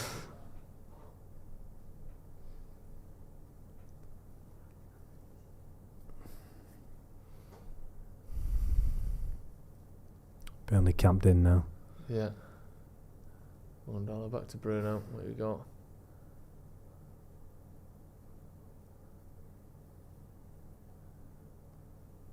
Loads of space for the cross. Burma back post, headed it back. It felt overhit. Yeah.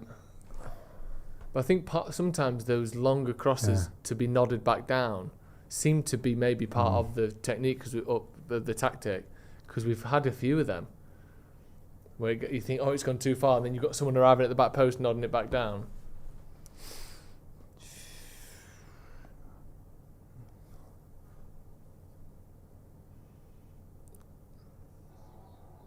There we go, thank you.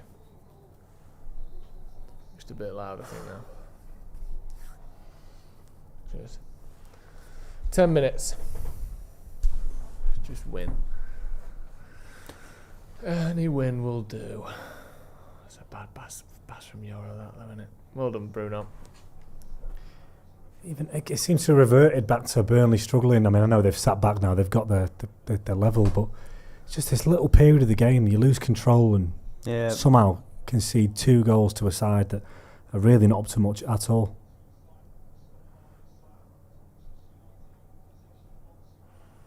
Yeah, they've had 3 shots on target, Burnley. 2 of which happened for the second goal as well. So they scored 1, then they have the 2 shot chances, on target, the rebound comes out and they put in.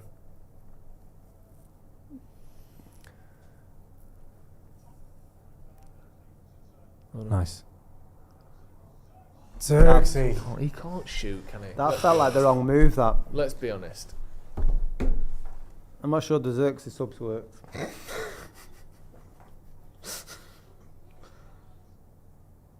You can't shoot. And strikers that can't shoot is a tough sell. We need to win this game before the international break. Yeah, it's going to be It's a long couple horrible of weeks. couple of weeks. It's just complacency, though. You're like, architects are our own downfall. They had no right to be scoring 2 goals on this performance. Yeah. But here's the difference. Big chances missed for United, 2. Big chances missed for Burnley, none. And that's the same thing week in, week out. Because they really don't. They're quite generous with them stats as to what constitutes a big chance. Yeah. United have had 61% possession, more than double the expected goals, 23 shots to Burnley's 6, 5 on target to Burnley's 3. And when you consider Casemiro's header from 6 yards out wasn't a shot on target, so Ahmad's shot from 5 yards out wasn't a shot on target. Some of the chances we've had within that aren't even shots on target more passes, more touches, more everything. Literally more everything. Go on, put him under. And we're drawing.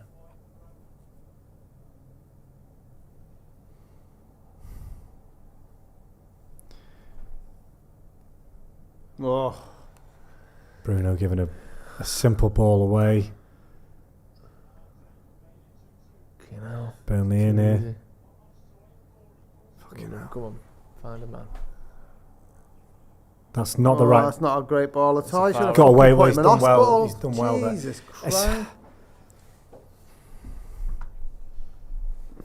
The complacency that United have in the later stages of games is just fucking ridiculous. He's done the best he can there to win a foul, because that was borderline. It's just a really bad pass. He's had a good game, Brian. Yeah, he has. He has had a good game. I think he's probably been our best player. Yeah, he's been really good in Burma. Yeah. Luke Shaw's on. Well done. Good ball. Come on. Cesco's there in the middle. Calling for it. I'm glad he headed that, because that was an awful cross. Come on.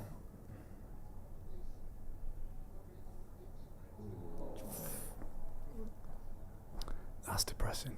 Yeah. Poor touch from Ahmad. Juan Martinez with the super chat says, has every goal this season been a Bruno or Casemiro error leading to it? We need to sell them both and fully commit to the rebuild. Has every goal this season been a Bruno Casemiro error? Mazraoui on. Were neither of the goals against Grimsby were? Arsenal. Or Arsenal. Were they? Or Arsenal? Was it? I don't know. No, it was one. It was a bad pass to Yoro that led to this corner again. I mean, right, yeah. if you trace it back far enough, fucking bind here. I think he's done that on purpose. I don't. So he didn't go out the box handball in it? Yeah. After the Villa game, though, you can't be so sure, can you? Trying to be optimistic here, Joel. No, I appreciate it. Keep doing it. Keep it going. Mazraoui's on for Yoro, by the way. I like Maz. Yeah, me too. Nice to see him back. Good ball. Cesco. Well, that's what we should be doing more of. Yeah, that's good. You're going to spend the money on a striker, get the ball in the box to him. Great leap as well. Nice pass from Great pass. Great cross. I say he's got a great cross on him, hasn't he, Brian? Good jump that. Just a bit. Defender did enough. Slightly too high for him as well, innit? And he's up high, Like so you can't ask too much more than that. It's a great leap. If that crosses 4 inches lower, he can get his neck behind enough it, can't to bring it down, but instead he's just kind of going level with it. Is it Slovenia? Yeah. Like a Slovenian salmon. Sounds lovely.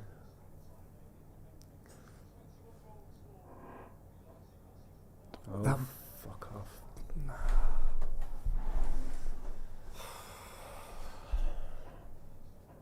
There's no reason Burnley should have scored a goal today, is there? No. It's just like how little teams have to do to get goals against us is just remarkable. We just gift them though. That's the thing. I know. And I don't know how you fix that as a manager. No, I don't. If I'm Amrin watching this game today. That is a chance. Yeah, he's got to do better there.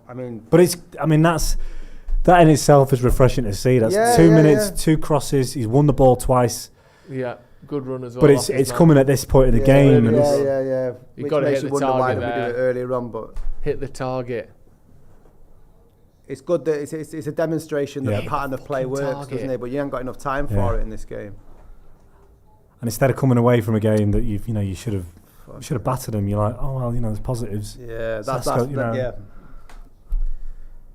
Fucking hate being a United fan. It's going to be 2 weeks of going, there's some positives. I know. And there are. Which I will do. We've had 25 shots to their 6. How are we not out of sight here? We should be absolutely out of sight.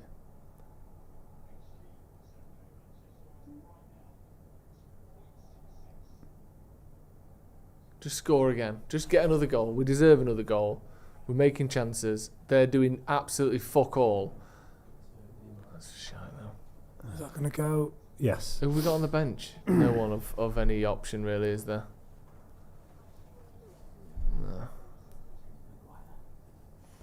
Yeah, unless you bring Maguire on for Xerxes. Do you know what? It's not a bad shout. Much, but it's not. Was it Mount for Xerxes? Was that the end? Was it the injury? Yeah. Yeah. Yeah, that was. Xerxes was for Cunha, wasn't he? Oh, was he? Yeah, Mount was Mainoo. Okay, that makes more sense. Come on. Poor. Win that. Well done. Oh. Bastard. Go through him. Oh, offside. Look quick there, Mainoo. Well done. Well done. Looked offside there. Into the 90th minute.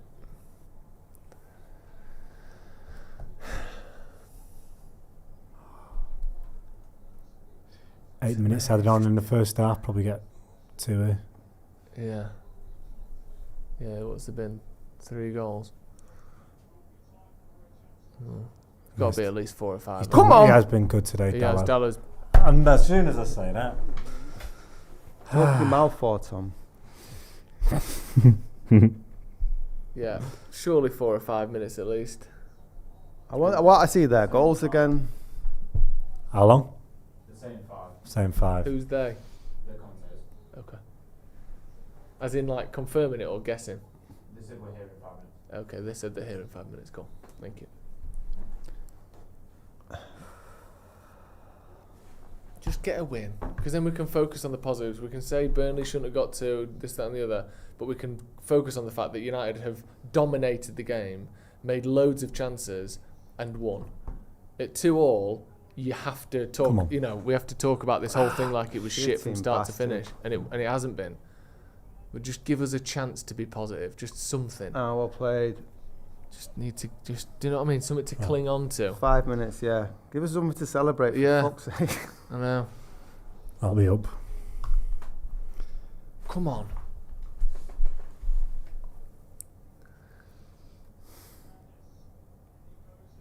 Oh, that looked like it was the Yeah, one. it did. Good touch. Come on. Get one in for the big Slovenian. Come on. Ooh, check it then.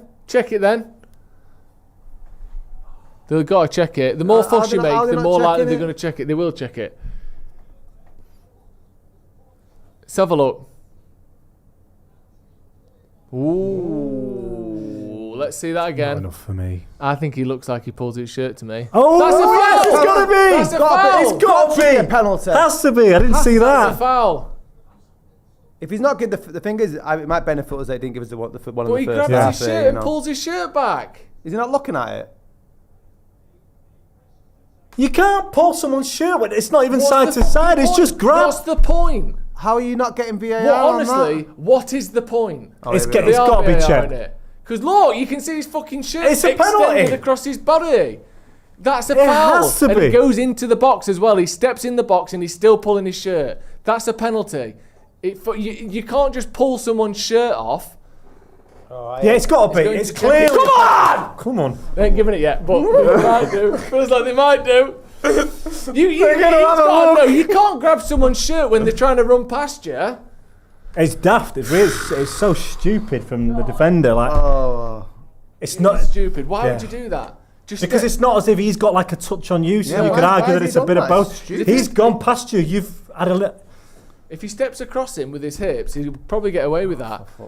But you can't pull someone's shirt. Last minute penalty. Him just putting his shades on in the background. Do you see that? It's not what you want, is it? All the pressure in the last. Oh, is it? Are they going to say it's outside? No, it's over the line. That's over the line. It's over the line. His front foot's in the box. That's it continues into the box. That is a rule. It's a penalty. The foul continues into the box. It doesn't let go. I'm not having anything else there. That is a penalty.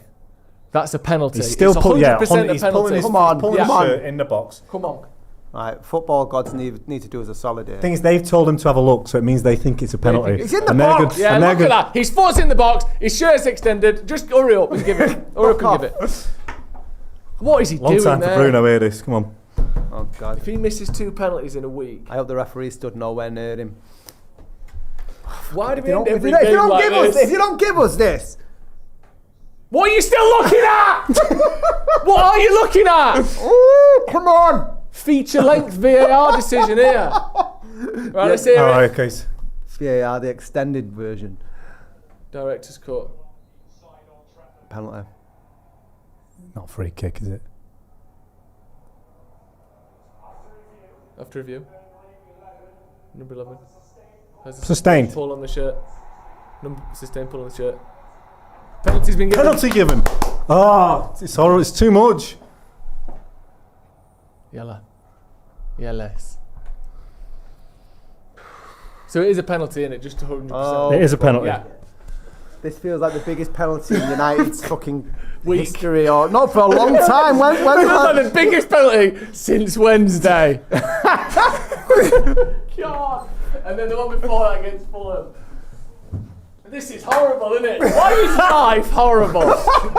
God. Do you know what? There still should be about 4 minutes added on as Yeah, well. they will, because he was at that screen for ages there. Oh, great. So if he we does can- miss it, we can concede. Yeah, if he misses it, we've still got time to lose, which is good. Oh God! So Bruno scored 2 against Grimsby, didn't yeah, he? he Penalties. did. You can't complain about You that. can't. That I don't. No one. Can And they don't say. deserve to be in this fucking game And also, anyway. they should have had a penalty in the first half. And Kyle Walker thinking he can just steamroll through Mason Mount. The pressure Look on at this. Bruno. Look at Amorim. Look, the least chilled out post I've ever seen. Amorim knows that the cameras are on him and he when can't you're walk away. pretending to be calm. Look at that. love penalties, me. Yeah, big fan. Love penalties, hate Glazers. I've got a little bit of lunch It's on my ridiculous what's riding This on is this. fun, isn't it? Isn't it fun? Isn't this what we all live for at the end of the day? I don't want The to. last minute if he penalty misses to this- save everyone's lives. The pressure. Oh, God. This is. Because this could be the difference between Amorim being here in 6 months and not, or in fucking 6 days. Because like we said, let's not worry about it. What would you Talk say about to him now, Joe? Nothing. No? I'd be grabbing You've the got ref to say and telling him something. to You've been fuck sent off. over to say If that something. ref tripped, I've got to say something to Bruno Fernandez. This is what you do. That's what I'd say. This is what you do. Take your breath. Take my breath away. Don't worry about the noise for now. We'll just yeah, well done. I end up sitting like this for most of the games. Come on. How's it come down to this? I'm smiling like it's alright. There's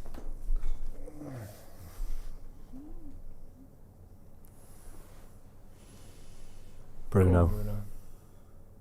97th minute. Yes! Come on! Yes! Get it! Oh, yes! Oh, get it! Christ. Oh, brilliant! Oh. Absolutely Mate, brilliant! I've not fucking. I've felt the anxiety about a penalty like that. Oh my God! Fucking hell. Oh, good lad. The keeper went the right way as It's a well, good but he penalty. just put it in the corner. God. Oh, They deserve that though. we do deserve that. We've been so much better than them. That's why if Burnley had played us off the park or they'd done what Grimsby did, I would almost feel like that's irrelevant, Yeah. that penalty. But that allows us to talk about this game honestly now, because United have been by far the better team for almost the entire thing. We've just got to get over And the line I'm saying get 3 about points. 3.5 minutes here. Yeah, I me think. too. I think we'll probably go to 100 minutes, 101 minutes, something Gee, like the that. keeper went close as well, you know. He did, It's a but you good know what? dive, It's just yeah, a good it's penalty. great It's a penalty. very good penalty. Low, hard, in the corner.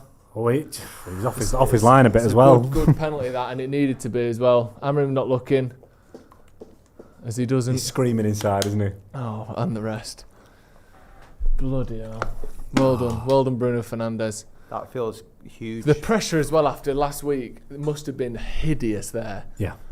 The pressure. I mean, he scored 3 penalties this week. 3 pressure Yeah. penalties. He's magic, isn't he? Yeah. Right. And let's not just sit back and let Burnley have the last 2 minutes. If we can get a bit of volume now, that'd be good, please. I think he'll make a change. Harry Maguire. I'd get Maguire on.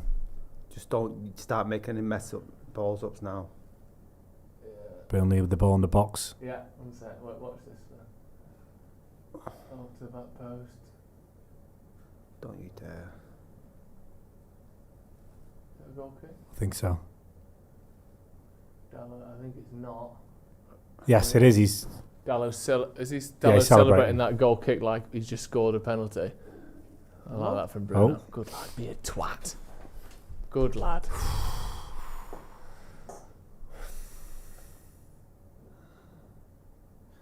This is class. Yeah, well done, Bruno. Go on, tell him to fuck off. Well done. Proving him wrong.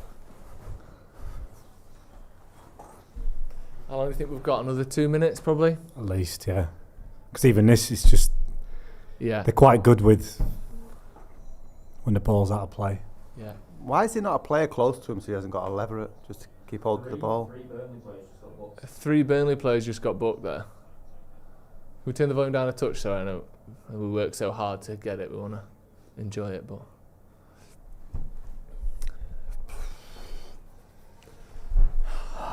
We need this. We need this win here. I can't even believe it's 3-2, to be honest. You haven't just seen that we've conceded by No. Okay. I saw you look at your phone, put it down and put your head on the checking, mic straight away. just checking the time. Okay, no, that's all right. I don't have anything on there that could tell me what was happening. I don't do any of that. Yeah. Not into all that. Imagine. Cool. Turn it to us. See, now this is what we need Dirksy for. Just be a sort of soft, pillowy presence in the corner of the box. In the corner of the pitch, sorry. That's our ball as well.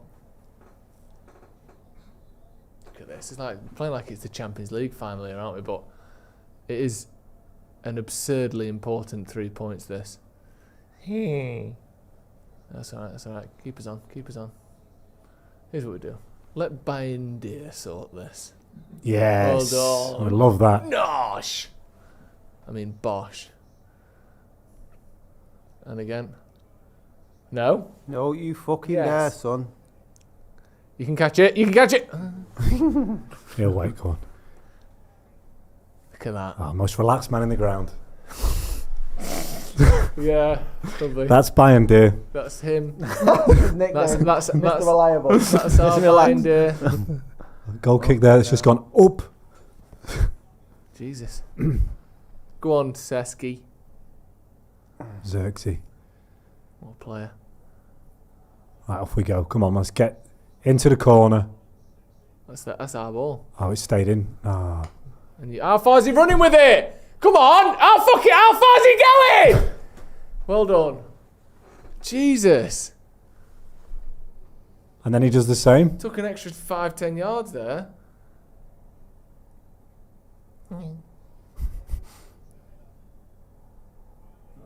What? Seriously, don't. Burnley got a free kick. What's that even for? No idea. Just inside our half. It's 11 minutes after. Surely there's not been 6 extra minutes worth, has there? I know obviously This will be it, won't it? I guess he was at the VAR screen for a while, but 6.5 on top, is that reasonable?